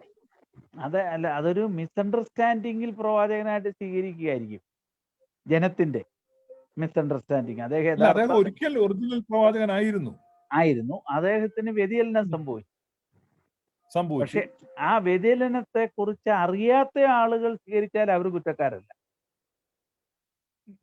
അതേസമയം ഇവരറിഞ്ഞിരിക്കെ ഇയാള് വിശ്വാസത്തിൽ നിന്ന് മാറിയ ആളാണ്, ദൈവിക കോപത്തിന് വിധേയനായ ആളാണ് എന്ന് മനസ്സിലാക്കി കഴിഞ്ഞിട്ടും അദ്ദേഹത്തെ പ്രവാചകനായിട്ട് കണ്ട് അദ്ദേഹത്തിന്റെ അരികെ ചെന്നാൽ അത് ശാപവും ദൈവതിരുസന്നിധിയിൽ നിന്നുള്ള അകൽച്ചയും. അപ്പൊ ഈ പഴയ നിയമത്തിൽ നമ്മൾ ഇങ്ങനെ ഈ കാണുന്ന ഈ കൈവപ്പ് എന്ന് പറഞ്ഞാൽ, പഴയ കാലത്ത് പുരോഹിതന്മാരെ കൈവച്ചാക്കുമായിരുന്നു, പ്രവാചകന്മാരെ കൈവച്ചാക്കുമായിരുന്നു, രാജാക്കന്മാരെയും കൈവച്ചാക്കുമായിരുന്നു, അല്ലെ? മൂന്ന് സ്ഥാനങ്ങളിലേക്ക് കൈവപ്പ് കൊടുക്കുമായിരുന്നു. അതുപോലെ നമ്മൾ കാണുന്നുണ്ടല്ലോ, ഈ കുടുംബപരമായ അനുഗ്രഹം ഈ ഏശാവ് വന്ന് കരയുമ്പം കിട്ടുന്നില്ലല്ലോ, യാക്കോവ് മേടിച്ചോണ്ട് പോകുന്നില്ലേ ആ അനുഗ്രഹം? അതൊരു കൈവപ്പിന്റെ ഇതല്ലേ? അത് കൈവപ്പിൻ്റെതെന്ന് പറയാൻ പറ്റുമോ? പക്ഷെ അതൊരു പൗരോഹിത്യവുമായിട്ട് കമ്പയർ ചെയ്യാവുന്ന കാര്യമല്ലല്ലോ, അത് ഭൗതിക അനുഗ്രഹമല്ലേ വാങ്ങിക്കുന്നത്. അല്ല, പഴയ നിയമത്തിൽ കുടുംബ പൗരോഹിത്യമല്ലേ ഉണ്ടായിരുന്നത്. അപ്പൊ ആ കാലഘട്ടത്തിൽ അഹ്റോന്റെ പൗരോഹിത്യം വന്നിട്ടില്ലല്ലോ പിതാക്കന്മാരുടെ കാലത്ത്.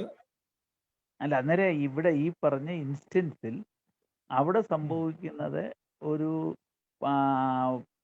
പുതിയ നിയമ പൗരോഹിത്യത്തിന് തുല്യമായിട്ടുള്ള ഒരു ആത്മീക വരത്തെ കുറിച്ചല്ലല്ലോ അവിടെ പറയുന്നത്. അത് പുത്രത്വത്തിലെ അവരുടെ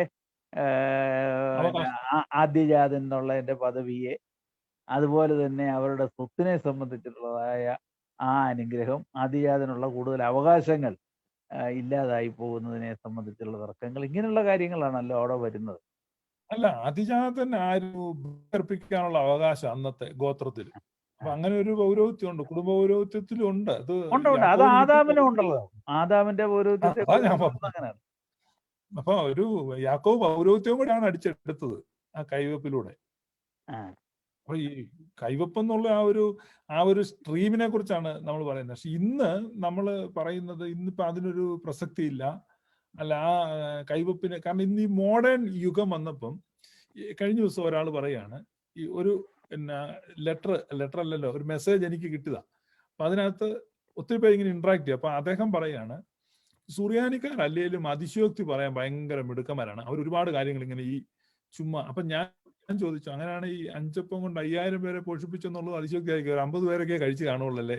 കാരണം ഇദ്ദേഹം പറയാണ്, ഇദ്ദേഹം എഴുതിയിരിക്കും, ഇദ്ദേഹം പറയാണ്, നമ്മുടെ എൽദോ ബാവ വന്നപ്പം ഒരു തെങ്ങ് വളഞ്ഞു എന്ന് പറയും. അത് ചുമ്മാ അതിശയോക്തിയാണ്, ചുമ്മാ നോണ പറയുന്ന സുറിയാനിക്കാർ ഇങ്ങനെ ഒത്തിരി കള്ളക്കഥകൾ പറഞ്ഞ് പരത്തുമായിരുന്നു, അതിലൊന്നും ഒരു കാര്യമില്ല. അപ്പൊ ആ ഒരു ചിന്താഗതി അപകടമല്ലേ. അങ്ങനെയാണെങ്കിൽ നമ്മൾ അവസാനം കർത്താവ് ഉയർത്തുന്നുള്ളത് അതിശയോക്തി എന്ന് വരും. കുഷ്ഠരോഗി സുഖപ്പെട്ടെന്നുള്ളത് അതിശയോക്തി, എന്തോ ഒരു മുറിവോ മറ്റോ ഉണ്ടായിരുന്നു, അത് മാറി എന്ന്. അപ്പൊ അതിശയോക്തിയാണെന്ന്. ഇപ്പം എത്ര നമ്മുടെ അടിസ്ഥാനം തോണ്ടുന്ന തരത്തിലുള്ള ആരോപണങ്ങളാണ് വരുന്നത്. നമ്മൾ ഒരു വശം ജയിക്കാൻ പറഞ്ഞു, അച്ഛൻ പറഞ്ഞു. ഞാനൊരു വാക്ക് പറഞ്ഞോട്ടെ. അത് ഈ സുറിയാനിക്കാർ അതിശയോക്തിയാണെങ്കിൽ തന്നെ ഈ തെങ്ങ് വളഞ്ഞ കഥയിൽ സുറിയാനിക്കാരല്ല ആ വാർത്ത ഉണ്ടാക്കിയത്. വാർത്ത ഉണ്ടാക്കിയത് ഇവിടുത്തെ ആളുകളാ.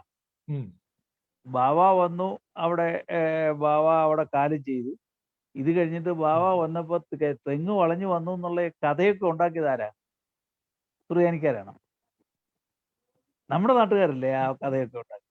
അപ്പൊ പെരുപ്പിച്ച് പറയുന്നത് ആരാ? നമ്മൾ തന്നെ. ഈ 3 നൂറ്റാണ്ട് കഴിഞ്ഞപ്പം ഈ എൽദോ ബാവായിക്ക് ഒരു ശനിദശ പിടിച്ചെന്നുള്ളതാണ് എൻ്റെ ഒരു ചിന്ത. കാരണം സാധാരണ ഈ കാലശേഷം ഈ ദിശാകാലം മാറുമെന്നുള്ള ഞാൻ ആദ്യം മനസ്സിലാക്കുന്നത്. ഇപ്പം എനിക്കറിയത്തില്ല, കാരണം സാധാരണ മരിച്ചു കഴിഞ്ഞാൽ പിന്നെ ഈ കോതമംഗലത്തെ ബാവായിക്ക് ഇപ്പൊ ശനിദശയാണ്. കാരണം അദ്ദേഹം കൽദായക്കാരനാണ്, പിന്നെ നെസ്തോറിനായി, പിന്നെ അത് കഴിഞ്ഞപ്പോ ഏറ്റവും ലേറ്റസ്റ്റ് ആയിട്ട് വന്നിരിക്കുന്നത് അദ്ദേഹം അർമീനിയക്കാരനാണ്. അത് അച്ഛൻ വായിച്ചായിരുന്നു ഒരു പോസ്റ്റ്. എവിടെ ഒരു പരാമർശം കണ്ടു. അദ്ദേഹം അർമീനിയൻ കപ്പലിലാണ് വന്നത്, അതുകൊണ്ട് അർമീനിയക്കാരനാണെന്ന്. അങ്ങനെയാണ് നമ്മൾ ഏതെല്ലാം രാജ്യത്തിന്റെ വിമാനത്തിൽ സഞ്ചരിക്കുന്നത് അതെല്ലാം ആ രാജ്യക്കാരായി മാറുകയാണ്. അതെ അതെ. അത് കൂടാതെ ഒരു തെളിവ് ഞാൻ പറയാം. എൽദോ ബാവ വരുന്ന 1685 ഇവിടെ വരുന്നത്. 83 എൻ്റെ ഓർമ്മ. അന്നത്തെ പാത്രീർക്കീസ് ആയിരിക്കുന്ന ഇഗ്നാത്യോ അബ്ദുൾ മിശിഹ ഒന്നാമൻ ഈ എൽദോ ബാവായെ ഇങ്ങോട്ട് വിട്ടയാളെന്നുള്ള നിലയിൽ അവിടെ ആ പാത്രീർക്കീസിനെ കുറിച്ച് പറയുന്നിടത്ത് ഇദ്ദേഹത്തിന്റെ കാലത്താണ് എൽദോ മപ്രിയാന ഇന്ത്യയിലേക്ക് പോയതെന്നുള്ള ശിലാലിഖിതം, അന്നത്തെ ലിഖിതം അവിടെ മെസപ്പൊട്ടോമിയയിൽ ഒരു ആശ്രമത്തിലുണ്ട്. അത് സെബാസ്റ്റ്യൻ ബ്രോക്ക് എഡിറ്റ് ചെയ്ത് പബ്ലിഷ് ചെയ്തൊരു പുസ്തകത്തിൽ അതിന്റെ ഫോട്ടോ കൊടുത്തു. നെസ്തോറിയനോ കൽദായനോ അങ്ങനെ വല്ലവരും ഒക്കെ ആണെന്നുണ്ടെങ്കിൽ പാത്രീർക്കീസിന്റെ അന്നത്തെ അരമനയിലെ ഇന്ന പാത്രീർക്കീസിന്റെ കാലത്ത് അദ്ദേഹത്തെ വിട്ടു എന്നുള്ള ഡോക്യുമെന്റ് ഉണ്ടാകും. ഇവിടുത്തെ എന്റെ അളമാരി ഇരിപ്പുണ്ട് സെബാസ്റ്റ്യൻ ബ്രോക്കിന്റെ ആ പുസ്തകം. ഇതുപോലെ ചുമ്മാതെ ഓരോരുത്തരുടെ ഭാവനയായത്. അതിപ്പോ എങ്ങനെ അന്ത്യോക്യയിൽ നിന്ന് വന്നു എന്നുള്ളത് പറയാതിരുന്നാൽ നേട്ടമായി. അതാണ്. അന്ന് മഫ്രിയാനേറ്റ് അവിടെ ശക്തമായിട്ട് മൂസലിൽ പ്രവർത്തിച്ചു കൊണ്ടിരുന്ന ഒരു കാലഘട്ടമാണ്. ആ കാലഘട്ടത്തിലാണ് അവിടെ നിന്ന് എൽദോ ബാവ നാട്ടിലേക്ക് പോരുന്നത്. നെസ്തോറിയനായിരുന്നെങ്കിൽ അദ്ദേഹവും കൂടെ വന്നവരും ഉള്ളത് ഇവിടെ സ്ഥാപിക്കേണ്ടത് നെസ്തോറിയ സഭയല്ലേ. അതെ, അവരിവിടെ വന്നിട്ട് എങ്ങനെ യാക്കോബായ സഭ ഉണ്ടാക്കും? അതിനാവശ്യമായിരിക്കുന്ന പോഷണങ്ങളും ഉപദേശങ്ങളും പുസ്തകങ്ങളും ഒക്കെ കൊണ്ടുവരികയും അത് പ്രചരിപ്പിക്കുകയും അദ്ദേഹത്തിന്റെ കൂടെ വന്ന മോർ ഈവാനിയോസ് ആണ് യഥാർത്ഥത്തിൽ നമ്മുടെ സഭയുടെ നമ്മുടെ യെറുശലേമിലെ അബ്ദുൽ ജലീൽ ബാവായ്ക്ക് ശേഷം വിശ്വാസ പ്രചാരണത്തിൽ വളരെ മുന്നിൽ നിന്നയാളാണ്.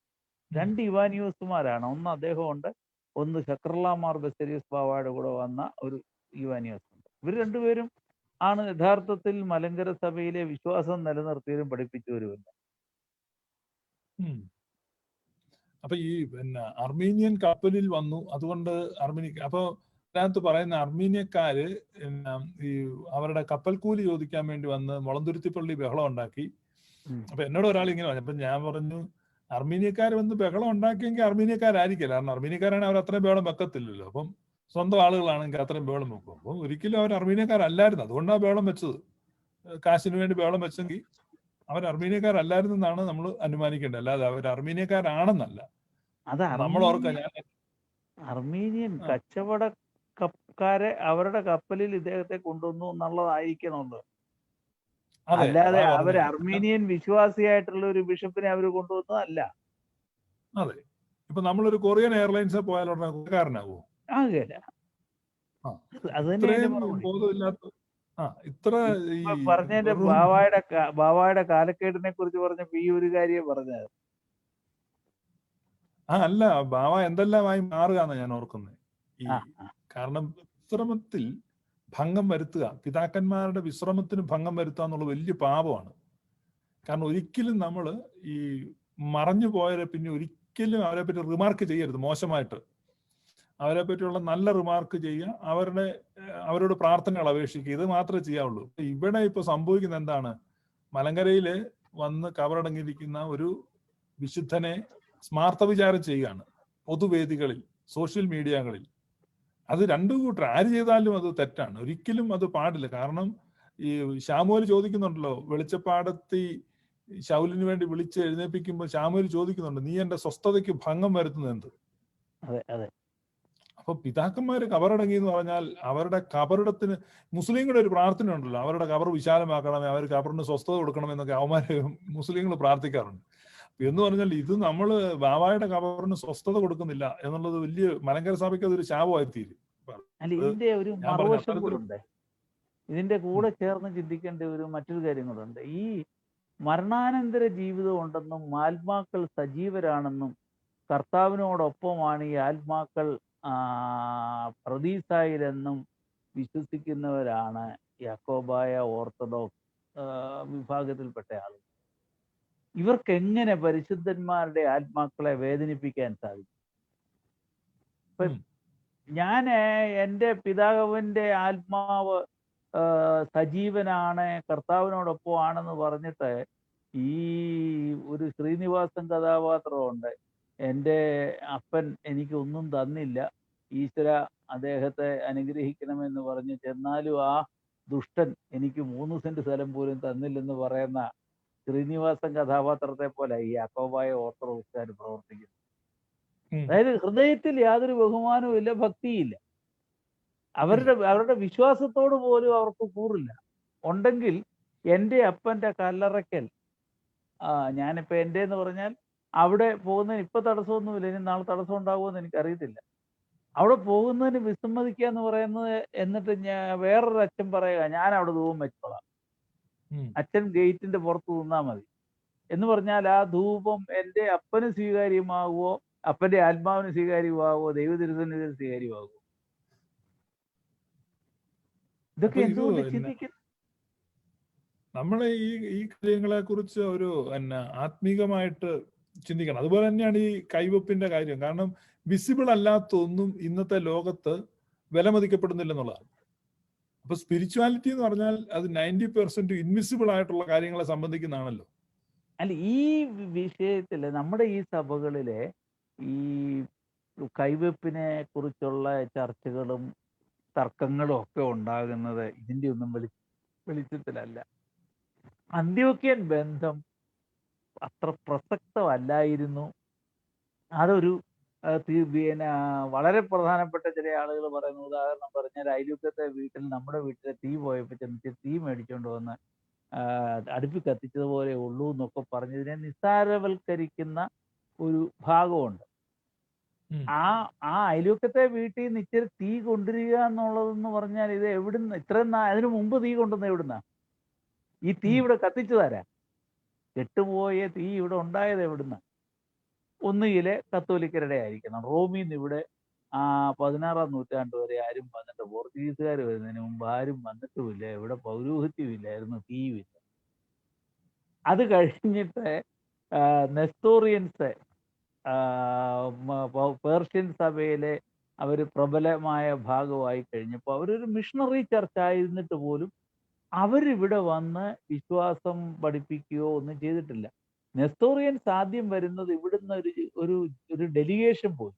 ഇവിടെ മെത്രാന്മാരെയും മറ്റു വൈദികരെയും ഇല്ലാതെ വന്നപ്പോഴത്തേക്ക്, പൗരോഹിത്യം ഇല്ലാതെ വന്നപ്പോഴത്തേക്ക് ഇവര് പോയി. ഇവർക്ക് അന്ത്യോക്യയിൽ നിന്നോ അലക്സന്ത്രിയയിൽ നിന്നോ സഹായം കിട്ടാത്ത ഒരു രാഷ്ട്രീയ പശ്ചാത്തലം, മതപരമായ ഒരു പശ്ചാത്തലം അവിടെ ഉണ്ടായിരുന്നത് കൊണ്ട് നെസ്തോറിയൻ പിതാക്കന്മാരെ കിട്ടിക്കൊണ്ട് അവരെയും കൊണ്ട് ഇവിടെ വന്നാണ് ഈ 14-ാം നൂറ്റാണ്ടിൽ ഇവിടെ നെസ്തോറിയൻ ബന്ധം ഉണ്ടാകുന്നത്. അത് കഴിഞ്ഞിട്ട് നേരെ അബ്ദുൽ ജലീൽ ബാവ വന്നപ്പോഴോ അഹത്തുള്ള ബാവ വന്നപ്പോൾ ഇവർക്ക് ഈ നെസ്തോറി പിതാക്കന്മാരെ തള്ളിപ്പറയാൻ യാതൊരു വിഷമവും ഇല്ലായിരുന്നു. കാരണം എന്നാ, അവരുടെ പൂർവിക ബന്ധത്തിലേക്കുള്ള തിരിച്ചു പോകലാണ് അതെന്നുള്ള അവരുടെ ബോധ്യത്തിൽ നിന്ന്. ഇല്ലെങ്കിൽ ഒന്ന് ചിന്തിച്ചു നോക്കിയേ, സാമാന്യ ബുദ്ധിയിൽ ഇത്രയും കൊല്ലം 14-15 നൂറ്റാണ്ട് നെസ്തോറിയമായിട്ട് നിന്നിരുന്ന ഒരു സഭയെ ഒരു അബ്ദുൽ ജലീൽ ബാവ ഏതാനും കുർബാന തക്തായും കൊണ്ടുവന്ന് കുർബാന ചൊല്ലിയ ഉടനെ ഇവരെല്ലാരും യാക്കോബായക്കായി തീരെന്ന് പറഞ്ഞ് എന്തൊരു അസംബന്ധം വന്ന് നോക്കിക്ക്. എത്ര നന്ദികേടാ അല്ലേ? എത്ര നന്ദികേടായി. അത് നെസ്തോറിയ സഭയുടെ വിശ്വാസമായിരുന്നെങ്കിൽ തീർച്ചയായിട്ടും ഒരു നെസ്തോറിയരാകുമായിരുന്നു. ആരുമായിട്ടില്ല. അന്നത്തെ കാലത്ത് ഇവിടെ നെസ്തോറിയ സഭയെ ഉണ്ടായിട്ടില്ല. പിന്നീട് 250 വർഷങ്ങൾക്ക് മുമ്പ് ഈ തോണ്ടനാട് അന്തോണിക്കത്തനാരും ഒക്കെ ആയിട്ടുള്ള കത്തോലിക്ക സഭയിലെ തന്നെ ഒരു വിഭാഗീയത ഉണ്ടായപ്പോഴാണ് തൃശ്ശൂർ കേന്ദ്രമായിട്ട് ഇപ്പോഴത്തെ നെസ്തോറിയൻ സഭ അവിടെ ഉണ്ടാകുന്നത്. അപ്പൊ ഇത്രമാത്രം സ്പഷ്ടമാണ്. എന്നിട്ടാണ് അബ്ദുൽ ജലീൽ ബാവ അല്ല എൽദോ ബാവ നെസ്തോറിയൻ ആയിരുന്നു എന്നൊക്കെ പറയുന്നത്. അതില് വെറും കേവല യുക്തി കൊണ്ട് ചിന്തിച്ചാൽ പോലും ആൾക്കാർക്ക് മനസ്സിലാകുന്ന കാര്യം. ഈ തീ കൊണ്ടുവരുന്ന കാര്യം പറഞ്ഞപ്പോൾ ഈ നമ്മുടെ ഗ്രീക്ക് ഇതിഹാസത്തിൽ പണ്ട് ഭൂമിയിൽ തീ ഇല്ലാതായപ്പോഴേ ഈ തീ കൊണ്ടുവന്ന ടൈറ്റൻസ് എന്ന് പറയുന്ന അതാണ്. ഗ്രീക്ക് ഇതിഹാസത്തിൽ ടൈറ്റൻസ് വളരെ വലിയ സാഹസമായിട്ടാണ് അവർ തീ കൊണ്ടുവരുന്നത്. അപ്പം ടൈറ്റൻസ് എന്നറിയപ്പെടുന്നത് തന്നെ തീ ഭൂമിയിൽ റിസ്റ്റോർ ചെയ്തവരാണ്. അപ്പം തീ കൊണ്ടുവരുന്ന അത്ര നിസ്സാര കാര്യമല്ല. It is A task. തീ കൊണ്ടുവന്നുള്ള ഇത്ര ഈസി ഒന്നും അല്ല. തീ കൊണ്ടുവന്നത് ഐതിഹാസികമായ ഒരു കാര്യമായിട്ടാണ് ഗ്രീക്കുകാർ കണക്കാക്കുന്നത്. ഇപ്പൊ ഗ്രീക്ക് പാരമ്പര്യത്തിലാണല്ലോ നമ്മുടെ സഭയും വേര് പിടിച്ച് വളർന്നത്. അതുകൊണ്ട് ഞാനത് പറഞ്ഞതേ ഉള്ളൂ. അപ്പൊ നമ്മൾ ഈ പറയുന്ന ഈ പല സ്ട്രീമിലുള്ള കൈവപ്പുണ്ട്. അപ്പൊ ഈ കൈവപ്പ് ഉപദേശം മാറുമ്പോൾ ഉദാഹരണത്തിന് നമ്മൾ ഗ്രീക്ക് സഭയിൽ ഒരു കൈവപ്പ് മേടിച്ചു. ഗ്രീക്ക് സഭയിൽ ഒരു കൈവപ്പ് മേടിച്ചിട്ട് അങ്ങേര് പിന്നെ സുറിയാനി സഭയിലോട്ട് വന്നാൽ ആ കൈവപ്പ് വാലിഡ് ആണോ അതോ സുറിയാനി സഭ വേറെ കൈവപ്പ് കൊടുക്കണോ, എങ്ങനെയാണ്? ഈ പൗരോഹിത്യം എന്നുള്ളതിന്റെ ആ ഒരു പാരമ്പര്യത്തിൽ ഞാൻ മുമ്പ് അതേക്കുറിച്ച് പറഞ്ഞായിരുന്നു. വിശ്വാസത്തിന്റെ ഒരു ഘടകമുണ്ട്, തിയോളജി. ആ തിയോളജിക്കൽ സ്ട്രീമിൽ നിന്നുകൊണ്ടല്ലെങ്കിൽ ഈ പൗരോഹിത്യത്തിന് വിലയില്ല. ഇനി അതുപോലെ തന്നെ നമ്മുടെ ഈ നമ്മുടെ ലീഗലായിട്ടുള്ള ഒരു ആൻസസ്ട്രി ഉണ്ട്. ആ ആൻസസ്ട്രിയിൽ നിന്ന് മാറി നിന്നാൽ ഇതിന് വിലയില്ല. ഞാൻ 2 ഉദാഹരണങ്ങൾ പറയാം. ഒന്ന്, കേരളത്തിലൊരു തോഴിയൂർ സ്വതന്ത്ര സുറിയാനി സഭയുണ്ട്, തൃശ്ശൂർ കേന്ദ്രമായിട്ട്. ആ സഭയുടെ വിശ്വാസം സുറിയാനി സഭയുടെ ഡിറ്റോയാ. ഒറ്റ വ്യത്യാസമേ ഉള്ളൂ, അവർ പൗരോഹിത്യം സ്വീകരിക്കുന്നത് മാർത്തോമാ സഭയിൽ നിന്നാണ്. പക്ഷേ കേരളത്തിലെ ഈ 2 സഭകളും തോഴിയൂർ സഭയെ സഹോദരി സഭയായിട്ട് ഇന്ന് വരെ അംഗീകരിച്ചിട്ടില്ല. അവിടുന്ന് കാരണം ഇത് അവർക്ക് ചരിത്രപരമായിട്ടുള്ള പൗരോഹിത്യ കണ്ടിന്യൂവേഷനിൽ നിന്ന് വ്യതിയാനം വന്നു. അതായത് പാലക്കുന്നത്ത് മാത്യൂസ് മാർ അത്താനാസ്യോസ് തിരുമേനിയുടെ പിൻഗാമിയായിട്ട് വന്ന തോമസ് മാർ അത്താനാസ്യോസ് തിരുമേനിയുടെ കാലത്ത് ഈ പൗരോഹിത്യ ബന്ധത്തിന് ശൈഥില്യം സംഭവിച്ചു.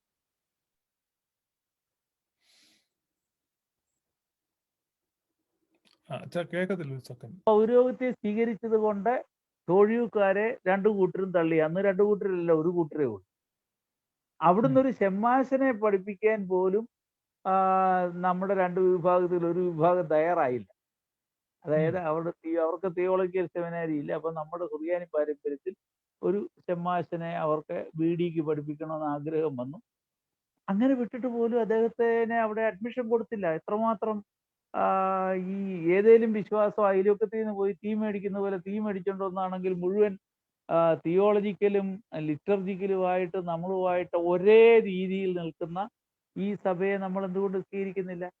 അപ്പോൾ വിശ്വാസം മാത്രമല്ല, തിയോളജി മാത്രമല്ല, ചരിത്രപരമായിട്ടുള്ള ആ ആ ഒരു നമ്മുടെ ലെഗസി അല്ലല്ലോ, ആ ഒരു ഹിസ്റ്റോറിക്കൽ ലീനിയർ ലീനിയേജ്, ആ ലീനിയേജ് ഇല്ലെങ്കിൽ നടക്കില്ല. ഇനി ഞാൻ വേറൊരു ഉദാഹരണം കൊടുക്കാം. എല്ലാം കറക്റ്റാണ്. സിറിയൻ ഓർത്തഡോക്സ് സഭയിലെ ഒരു ദേറാക്കാരൻ വരെയായി പട്ടം സ്വീകരിച്ച ഒരാളാണ് ഒരു ഗുർഗാൻ എന്ന പേരിൽ അവരുടെ കുടുംബ പേരാ, ഞാൻ അദ്ദേഹത്തിന്റെ ഫസ്റ്റ് നെയിം മറന്നുപോയി. ഈ ഗുർഗാൻ എന്ന് അറിയപ്പെടുന്ന ഒരു റമ്പാച്ചൻ കേരളത്തിൽ വന്നു.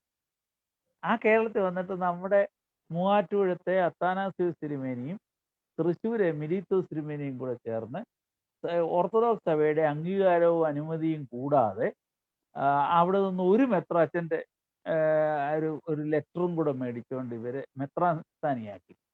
അദ്ദേഹത്തിന്റെ പേര് സേവേറിയോസ് എന്നുള്ള പേരും ഒക്കെ കൊടുത്തു. പക്ഷെ മലങ്കര ഓർത്തഡോക്സ് സഭ അദ്ദേഹത്തെ മുടക്കി. അദ്ദേഹത്തിൽ നിന്ന് പട്ടത്വം സ്വീകരിച്ചിട്ടുള്ള അനേകം ആളുകൾ ഇന്ന് കേരളത്തിലുണ്ട്. അവരെ എല്ലാം മുടക്കി മാറ്റി നിർത്തിയിരിക്കുക. അവരുമായിട്ട് ഒരു സംസർഗവും ഇല്ല. നിങ്ങളുടെ വീടിന്റെ അടുത്ത് അവിടെ അരീപ്പറമ്പിന് അമയന്നൂർ എന്ന് പറഞ്ഞ സ്ഥലത്ത് ആ ഒരു മെത്രാച്ചൻ താമസമുണ്ട്. അതുപോലെ അവര് വാഴിച്ച കുറെ മെത്രാച്ചന്മാരുണ്ട്, അച്ഛന്മാരുണ്ട്. ഇവരെ ആരെയും സ്വീകരിച്ചിട്ടില്ല.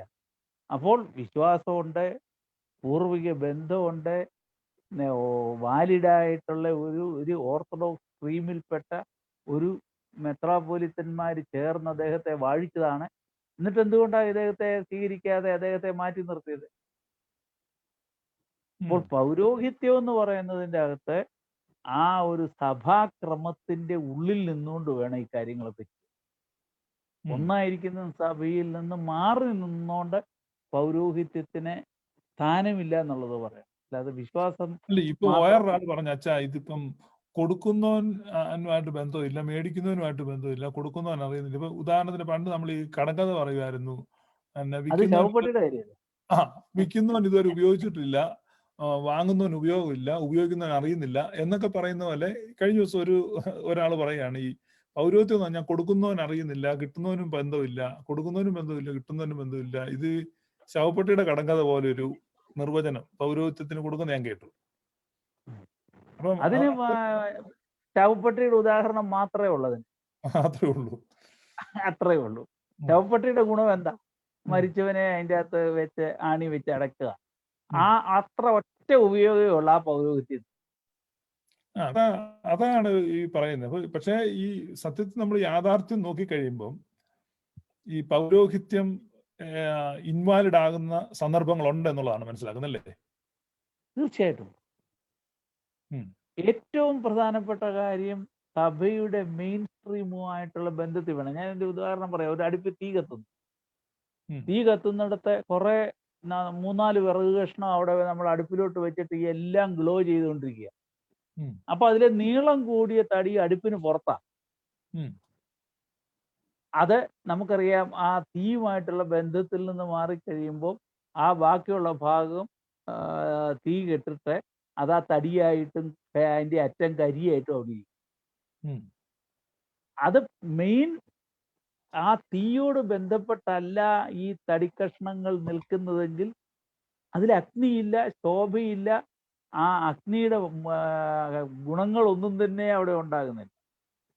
ഇതുപോലെ തന്നെയാണ് പൗരോഹിത്യത്തിന്റെ ക്രമം. അത് മെയിൻ സ്ട്രീമിൽ മെയിൻ സഭയുമായിട്ട് ഒന്നിച്ചു പോകണം. വ്യതിചലിച്ച് മാറി നിൽക്കുമ്പോൾ അതിന് സാങ്കത്യമില്ല. ഇത് ഏറ്റവും ഞാൻ അവസാനം പറഞ്ഞ ഉദാഹരണം അതിന് വളരെ സ്പഷ്ടമായിട്ടുള്ളതാണ്. അതെ അതെ, ആ തീ മാറിപ്പോകുന്നല്ലേ. അതെ. അപ്പൊ അത് തന്നെയല്ലേ കർത്താവ് പറയുന്നുണ്ടല്ലോ, ഒരു സഹോദരൻ പിഴച്ചാൽ ഒരു വട്ടം ബുദ്ധി ഉപദേശിക്കുക, പിന്നീട് 2 പേരെ കൂട്ടി ബുദ്ധി ഉപദേശിക്കുക, മൂപ്പന്മാരെയും സഭയെയും ഗൗനിക്കാതെ വന്നാൽ അവൻ നിനക്ക് ചുങ്കക്കാരനെ പോലെ ആയിരിക്കട്ടെ. അങ്ങനെയല്ലേ എൻ്റെ ഒരു ക്രമം? അതെ അതെ. അതായത് നമ്മുടെ ഒരു വളരെ പ്രസിദ്ധമായ ഒരു പുസ്തകമുണ്ട്, ആ പുസ്തകത്തിലെ പറയുന്ന ഒരു കാര്യമുണ്ട്. പരിശുദ്ധാത്മാവും പട്ടത്വവും എന്നാ ആ പുസ്തകത്തിന്റെ പേര്. ആ ഇരു സഭകൾക്കും സ്വീകാര്യനായിരുന്ന അവസാന കാലത്ത് നമ്മുടെ ഓർത്തഡോക്സ് വിഭാഗത്തിലെ ഒരു വൈദികനായിരുന്ന ഇട്ടീര മൽപ്പാൻ.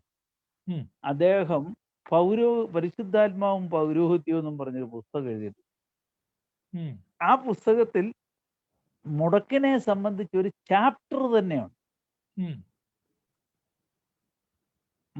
മുടക്കപ്പെടാൻ ഞാൻ അതിന്റെ ഏറ്റവും കുറഞ്ഞ അതിന്റെ ആ ഹെഡിങ് മാത്രമെങ്കിലും ഒന്ന് വായിക്കാം. മുടക്ക് ഒരധ്യായമാണ്. അത് ഉം, കഴിഞ്ഞിട്ട് മുടക്കിന്റെ ഉദ്ദേശം എന്നാണ്, മുടക്കിന്റെ ഉദ്ദേശത്തെ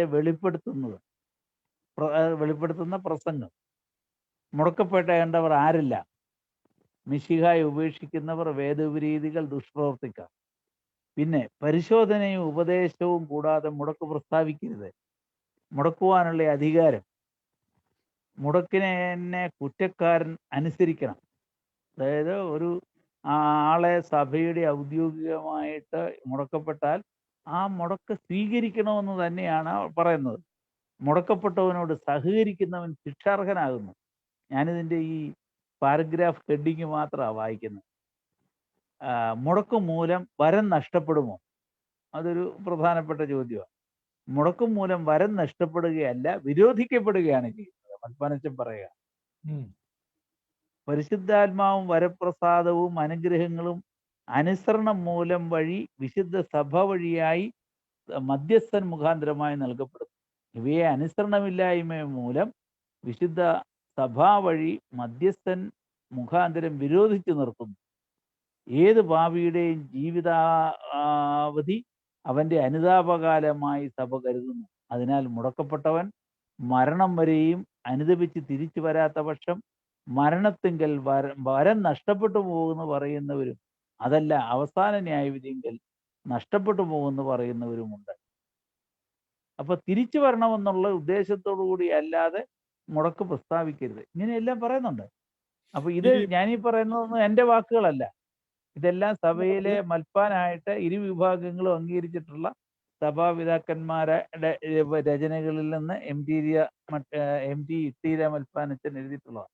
നമ്മുടെ അതുപോലെ വിശുദ്ധ മത്തായി ശ്ലീഹയുടെ സുവിശേഷം 18-ാം അധ്യായത്തിലെ ഈ നിന്റെ സഹോദരൻ നിന്നോട് പിഴച്ചാൽ നീ ചെന്ന് നീയും അവനും മാത്രം ഉള്ളപ്പോൾ കുറ്റം അവന് ബോധം വരുത്തുക. അവൻ നിന്റെ വാക്ക് കേട്ടാൽ നീ സഹോദരനെ നേടി. കേൾക്കാഞ്ഞാൽ 2-3 സാക്ഷികളുടെ വായാൽ സകല കാര്യം ഉറപ്പാകേണ്ടതിന് 1-2 പേരെ കൂട്ടിക്കൊണ്ട് ചെല്ലുക. അവരെ കൂട്ടാക്കാഞ്ഞാൽ സഭയോട് അറിയിക്കുക. സഭയും കൂട്ടാക്കാഞ്ഞാൽ അവൻ നിനക്ക് പുറജാതിക്കാരനും ചുങ്കക്കാരനും എന്ന പോലെ ഇരിക്കട്ടെ. എന്നിട്ട് യേശു പറയാണ്, നിങ്ങൾ ഭൂമിയിൽ കെട്ടുന്നതെല്ലാം സ്വർഗത്തിൽ കെട്ടപ്പെട്ടിരിക്കും, നിങ്ങൾ ഭൂമിയിൽ അഴിക്കുന്നതെല്ലാം സ്വർഗത്തിൽ അഴിഞ്ഞിരിക്കും എന്ന് ഞാൻ സത്യമായിട്ട് നിങ്ങളോട് പറയുന്നു. അത് പറഞ്ഞ ഉടനെ പത്രോസ് വന്നിട്ട് ചോദിക്കുകയാണ്, കർത്താവേ, സഹോദരൻ എത്ര വട്ടം പഴിച്ചാൽ ഞാൻ ക്ഷമിക്കണമെന്ന്. അപ്പൊ അതാണ് 70 വട്ടം എന്ന് കർത്താവ് പറഞ്ഞു. എന്ന് പറഞ്ഞാൽ ഇൻഫിനിറ്റ് ചാൻസസ് ആണ് റിസ്റ്റോറേഷൻ ഉള്ളത്. അപ്പൊ അതുകൊണ്ടാണ് മറ്റേ പുസ്തകത്തിലെ മൽപ്പാനച്ചൻ പറഞ്ഞത്, മാനസാന്തരത്തിനുള്ള അവസരത്തിനായിട്ടാണ് ഈ അന്തിമമായിട്ട് ഈ മുടക്ക് പോലും കൊടുക്കുന്നത്. അതെ.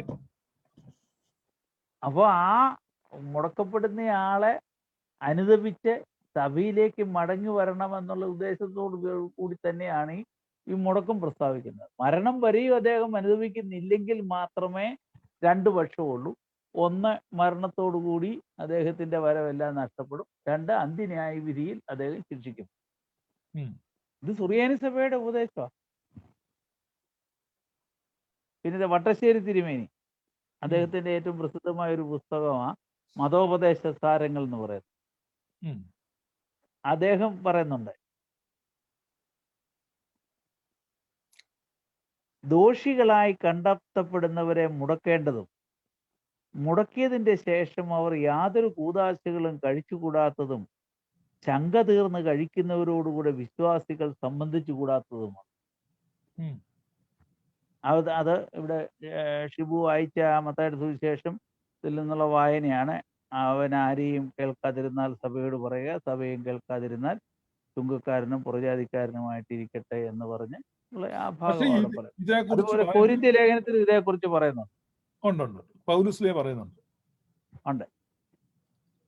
അപ്പം പറഞ്ഞു. ഞാൻ പറയുന്നത് ഇതൊരു പഴയ കാലഘട്ടം, അല്ലെങ്കിൽ ഒരു ഗോത്രവർഗ സംസ്കാരം ഈ കാട്ടറബികളുടെ ഒക്കെ ഇടയിൽ നിലനിന്ന ഒരു കാട്ടുനീതി എന്നുള്ള ഈ ആധുനിക സമൂഹത്തില് ഈ ഇത്രയും വെൽ സൊഫിസ്റ്റിക്കേറ്റഡ് ആയിട്ടുള്ള നമ്മുടെ ഈ കാലഘട്ടത്തിൽ ഇത്തരം കാര്യങ്ങൾക്ക് എന്തെങ്കിലും പ്രസക്തി ഉണ്ടോ? അത് ഇങ്ങനത്തെ അബദ്ധ ചിന്താഗതികൾ, ഇത്തരം പിടിവാശികളൊക്കെ പിടിച്ചു വെച്ചുകൊണ്ടിരിക്കുന്നതിൽ എന്താണ് കാര്യം?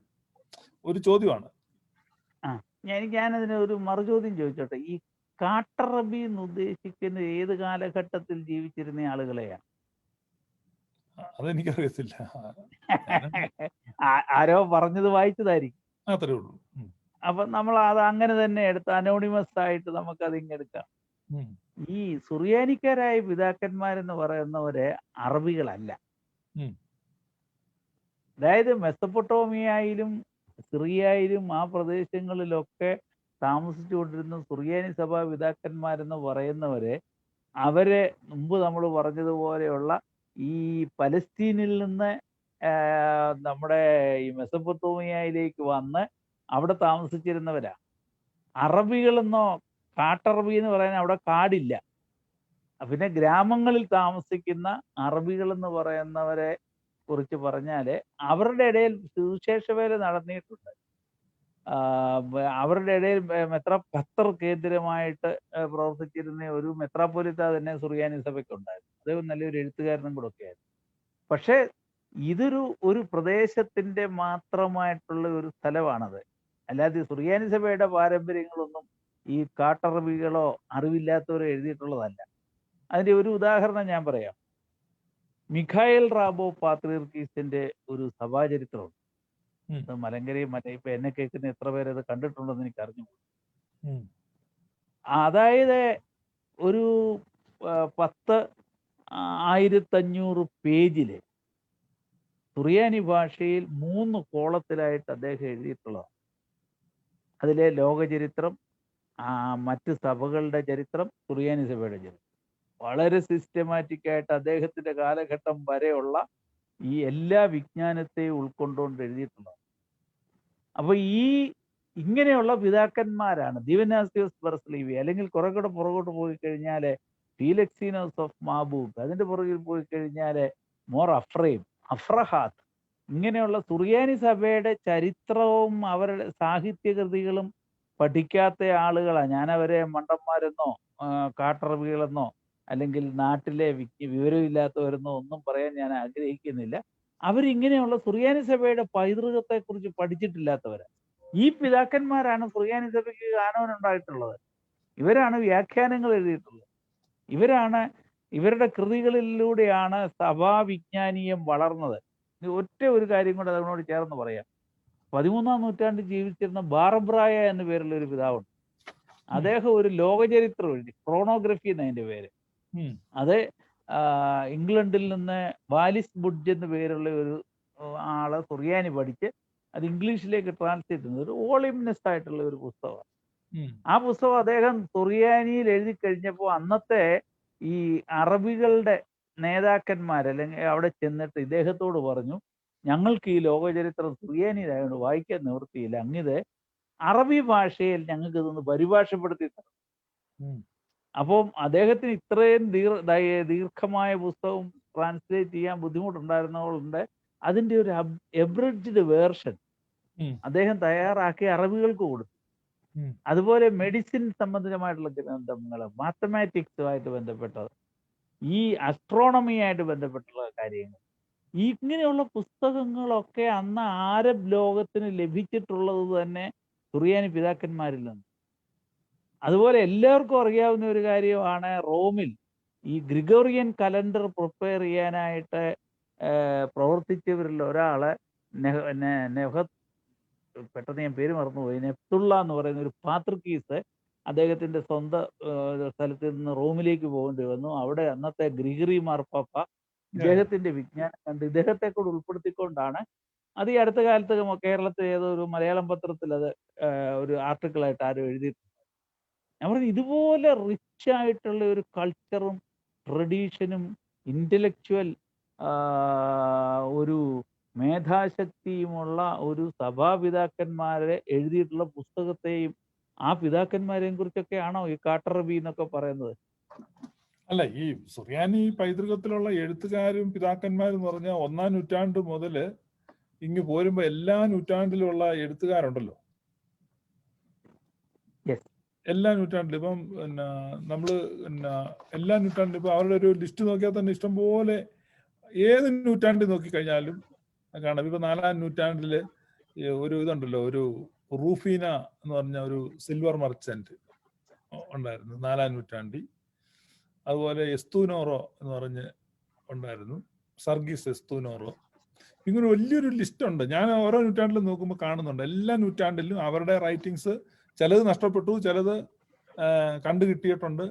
പക്ഷെ അങ്ങനെ നൂറ്റാണ്ടുകൾ, ഓരോ നൂറ്റാണ്ടുകളിലും എടുത്തു കാണിക്കാൻ കുറെ ഐക്കോണിക് ഫിഗേഴ്സ് ഈ സഭയിൽ നിപ്പുണ്ട്.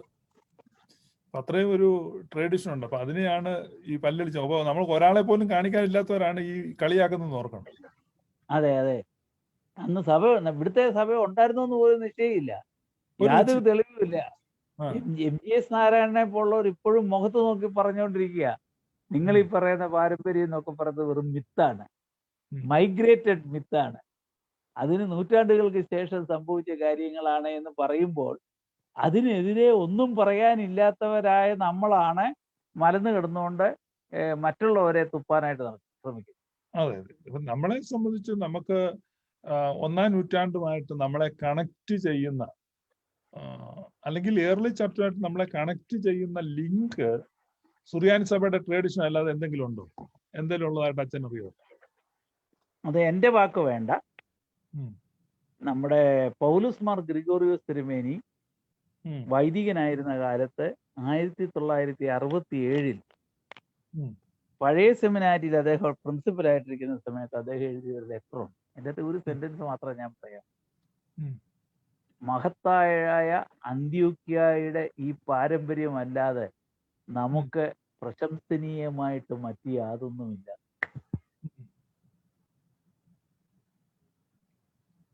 എല്ലാം അതിൻ്റെ അകത്തുണ്ടല്ലോ.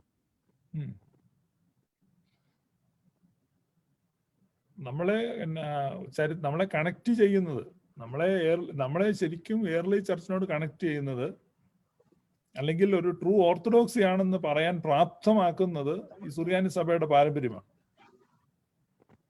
മറ്റൊന്നുമില്ല.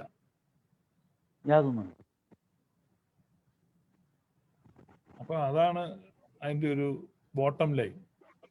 പക്ഷെ അതിനെയാണ് നമ്മൾ നിഷേധിച്ച് പറയുന്നത്, ഈ പരിഹസിച്ച് പറയുന്നത്, അതുപോലെ വികലമാക്കാൻ ശ്രമിക്കുന്നത്. നമ്മൾ പിന്നെ പറഞ്ഞു വന്നത് വെച്ചാൽ ഈ കൈവപ്പിന്റെ ആ ഒരു സാധുതയെ കുറിച്ചാണ്.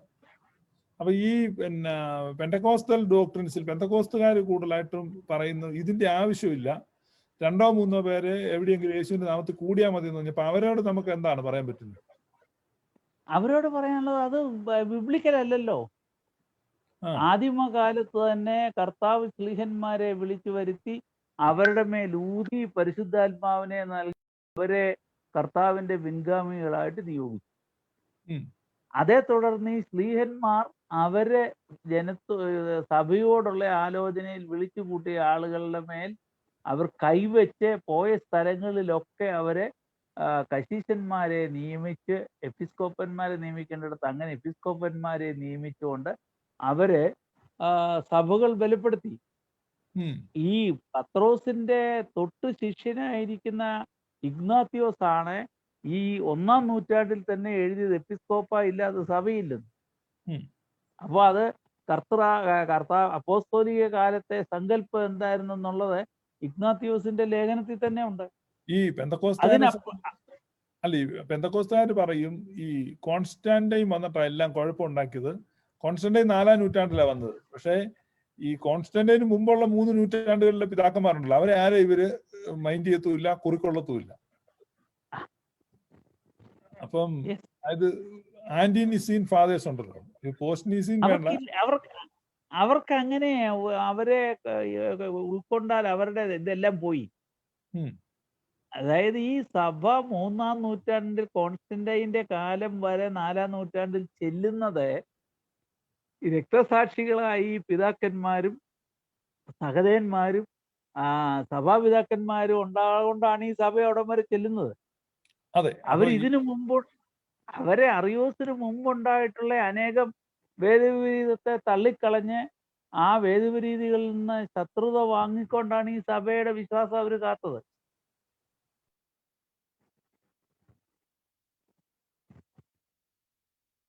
അതെ, നിശ്ചയമായിട്ടും. അപ്പൊ ഞാൻ പറഞ്ഞത് ഈ പിന്നെ പെന്തക്കോസ്ത് വിഭാഗത്തിൽപ്പെട്ട ആളുകള് അവരുടെ ആ ട്രൂ ട്രഡീഷൻ ഇപ്പം കോൺസ്റ്റന്റൈൻ വന്നിട്ട് ഇത് ഹൈജാക്ക് ചെയ്ത് കളഞ്ഞു എന്ന് പറയുമ്പോൾ കോൺസ്റ്റന്റൈന് മുമ്പുള്ള പിതാക്കന്മാരുണ്ടല്ലോ, എന്തുകൊണ്ട് അവരെ ഇവര് കുറിക്കൊള്ളുന്നില്ല?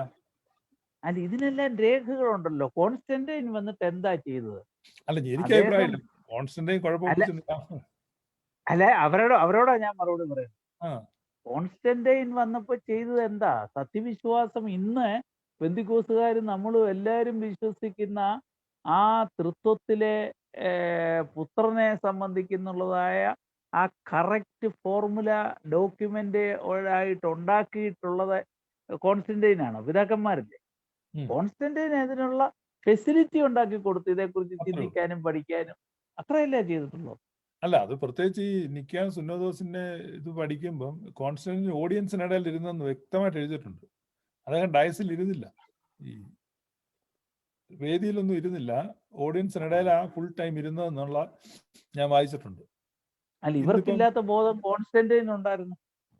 കോൺസ്റ്റന്റൈൻ ഒരിക്കലും വേദിയിലൊന്നും കയറിയില്ല. അപ്പം വെറുതെ അങ്ങ് പറഞ്ഞു വരുത്തുകയാണ്, കോൺസ്റ്റന്റൈനെ കുറ്റം പറഞ്ഞു വരുത്തുകയാണ്.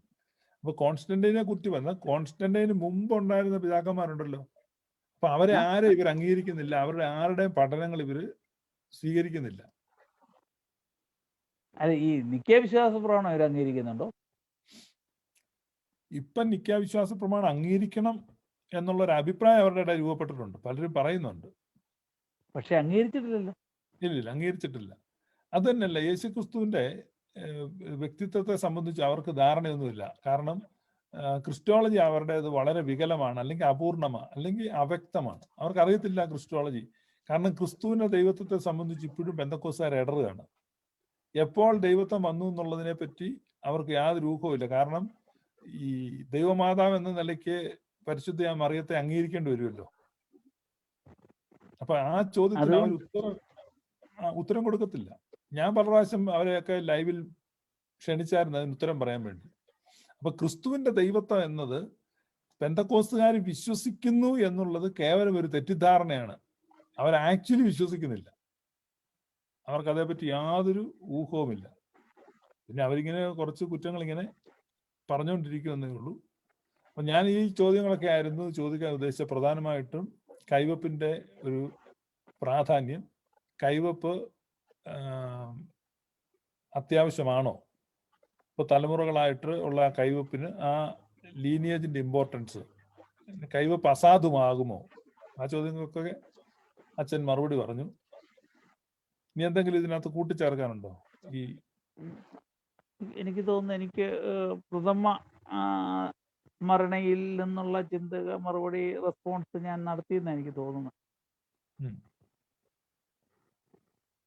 വളരെ അനുഗ്രഹിക്കപ്പെട്ട ഒരു ചർച്ചയായിരുന്നു. ഞങ്ങളെ കേട്ടുകൊണ്ടിരുന്നവർ മനസ്സിലാക്കുക. ഇപ്പൊ ഇതിനകത്ത് ഇടയ്ക്ക് മലങ്കര സഭയിലെ വിഭാഗീയതയെക്കുറിച്ച് പരാമർശിച്ചത് കൊണ്ട് ഒരു കാര്യവും കൂടെ പറഞ്ഞുകൊണ്ട് ഞാൻ അവസാനിപ്പിക്കുകയാണ്. ഈ ഒരു സെഷൻ നടത്തിയത് മലങ്കര സഭാ തർക്കവുമായി ബന്ധപ്പെട്ട ഒരു കാര്യമല്ല. നമ്മുടെ ട്രൂ ഓർത്തഡോക്സി എന്ന് പറഞ്ഞാൽ അതിനകത്ത് പൗരോഹിത്യത്തിന് വളരെ പ്രാധാന്യമുണ്ട്. അത് ഏത് കാരണം ചൊല്ലിയാണെങ്കിലും ആ പൗരോഹിത്യത്തെ നിഷേധിക്കുക, അതിനെ വില കുറച്ച് കാണുക എന്നുള്ളത് ചിലപ്പോൾ നമുക്ക് മോഹൻലാൽ പറയുന്ന പോലെ പ്രാർത്ഥിക്കാൻ 1000 കാരണങ്ങൾ എന്ന് പറഞ്ഞ പോലെ തിരസ്കരിക്കാൻ നമുക്ക് പല പല കാരണങ്ങൾ കാണാം. പക്ഷെ അവരൊക്കെ അവരവരുടേതായ ന്യായീകരണങ്ങൾ കാണാം. പക്ഷേ നമ്മൾ പൗരോഹിത്യത്തെ ഒരു കാരണവശാലും നിഷേധിക്കരുത്. ആ പൗരോഹിത്യത്തിനും കൈവപ്പിനും ആ പ്രാധാന്യമുണ്ട്. അതില്ലെങ്കിൽ ഈ സുറിയാനി സഭ അതിന്റെ ഐഡന്റിറ്റി നഷ്ടപ്പെടുകയാണ്. പിന്നെ അത് കേവലം ഒരു പെന്തക്കോസ്ത് ഗ്രൂപ്പിന് തുല്യമായി മാറുകയാണ്. കാരണം നമ്മളെ വ്യത്യസ്തരാക്കുന്ന അതാണ്. ഇപ്പൊ പെന്തക്കോസ്തൽ ആശയമാണ് ആർക്കും എപ്പോഴും എവിടെയും ഒരു സഭ തുടങ്ങാമെന്നും 2-3 പേര് ഒരുമിച്ച് യേശുവിന്റെ നാമത്തിൽ കൂടി വന്നു കഴിയുമ്പോൾ ഈ കർക്കടവാവിന് ബലി വെച്ച് കാക്കയെ വിളിക്കുന്ന പോലെ ഇങ്ങനെ കൈകൊട്ടി കഴിയുമ്പോൾ കാക്ക വരുന്ന പോലെ കർത്താവ് വന്നോളും എന്നുള്ള ഒരു രീതിയിലുള്ള ഒരു കോൺസെപ്റ്റാണ്. പക്ഷെ ഇത് വാലിഡ് ആയിട്ടുള്ള കൈവപ്പോടുകൂടെ പൗരോഹിത്യം നിലനിൽക്കുന്ന സഭ എന്ന നിലയ്ക്കാണ് നമ്മൾ വ്യത്യസ്തരാകുന്നത്. അത് ഓരോരുത്തരും മനസ്സിലാക്കുക. അപ്പൊ അത് ഏത് കാരണം ചൊല്ലിയാണെങ്കിലും ചുവപ്പ് കുപ്പായധാരികൾ എന്നൊക്കെ പറഞ്ഞ് മെത്രാച്ചന്മാരെ അധിക്ഷേപിക്കുന്നതും അത് നമ്മൾ ഇരിക്കുന്ന കൊമ്പ് മുറിക്കുന്നതിന് തുല്യമാണ് എന്ന് മനസ്സിലാക്കുക. അതോടൊപ്പം തന്നെ പൗരോഹിത്യ പിന്തുടർച്ചയ്ക്കും കൈവപ്പിനൊന്നും അത്ര വലിയ പ്രാധാന്യമൊന്നുമില്ല. അതിന് നമ്മൾ തന്നെ സ്വന്തം തലയെ കയറാത്ത തന്നെ കൈവച്ചുകൊണ്ടിരുന്നാലും സംഗതി റെഡിയായി കിട്ടുമെന്നൊക്കെ വിശ്വസിക്കുന്ന അത്തരത്തിലുള്ള മൂഢതകളിൽ നിന്നും പിന്മാറണമെന്ന് ഓർമ്മിപ്പിക്കുന്നു. താങ്ക് യു അച്ഛാ for joining in this live. Thank you. Thank you for inviting me. God bless us. Thank you.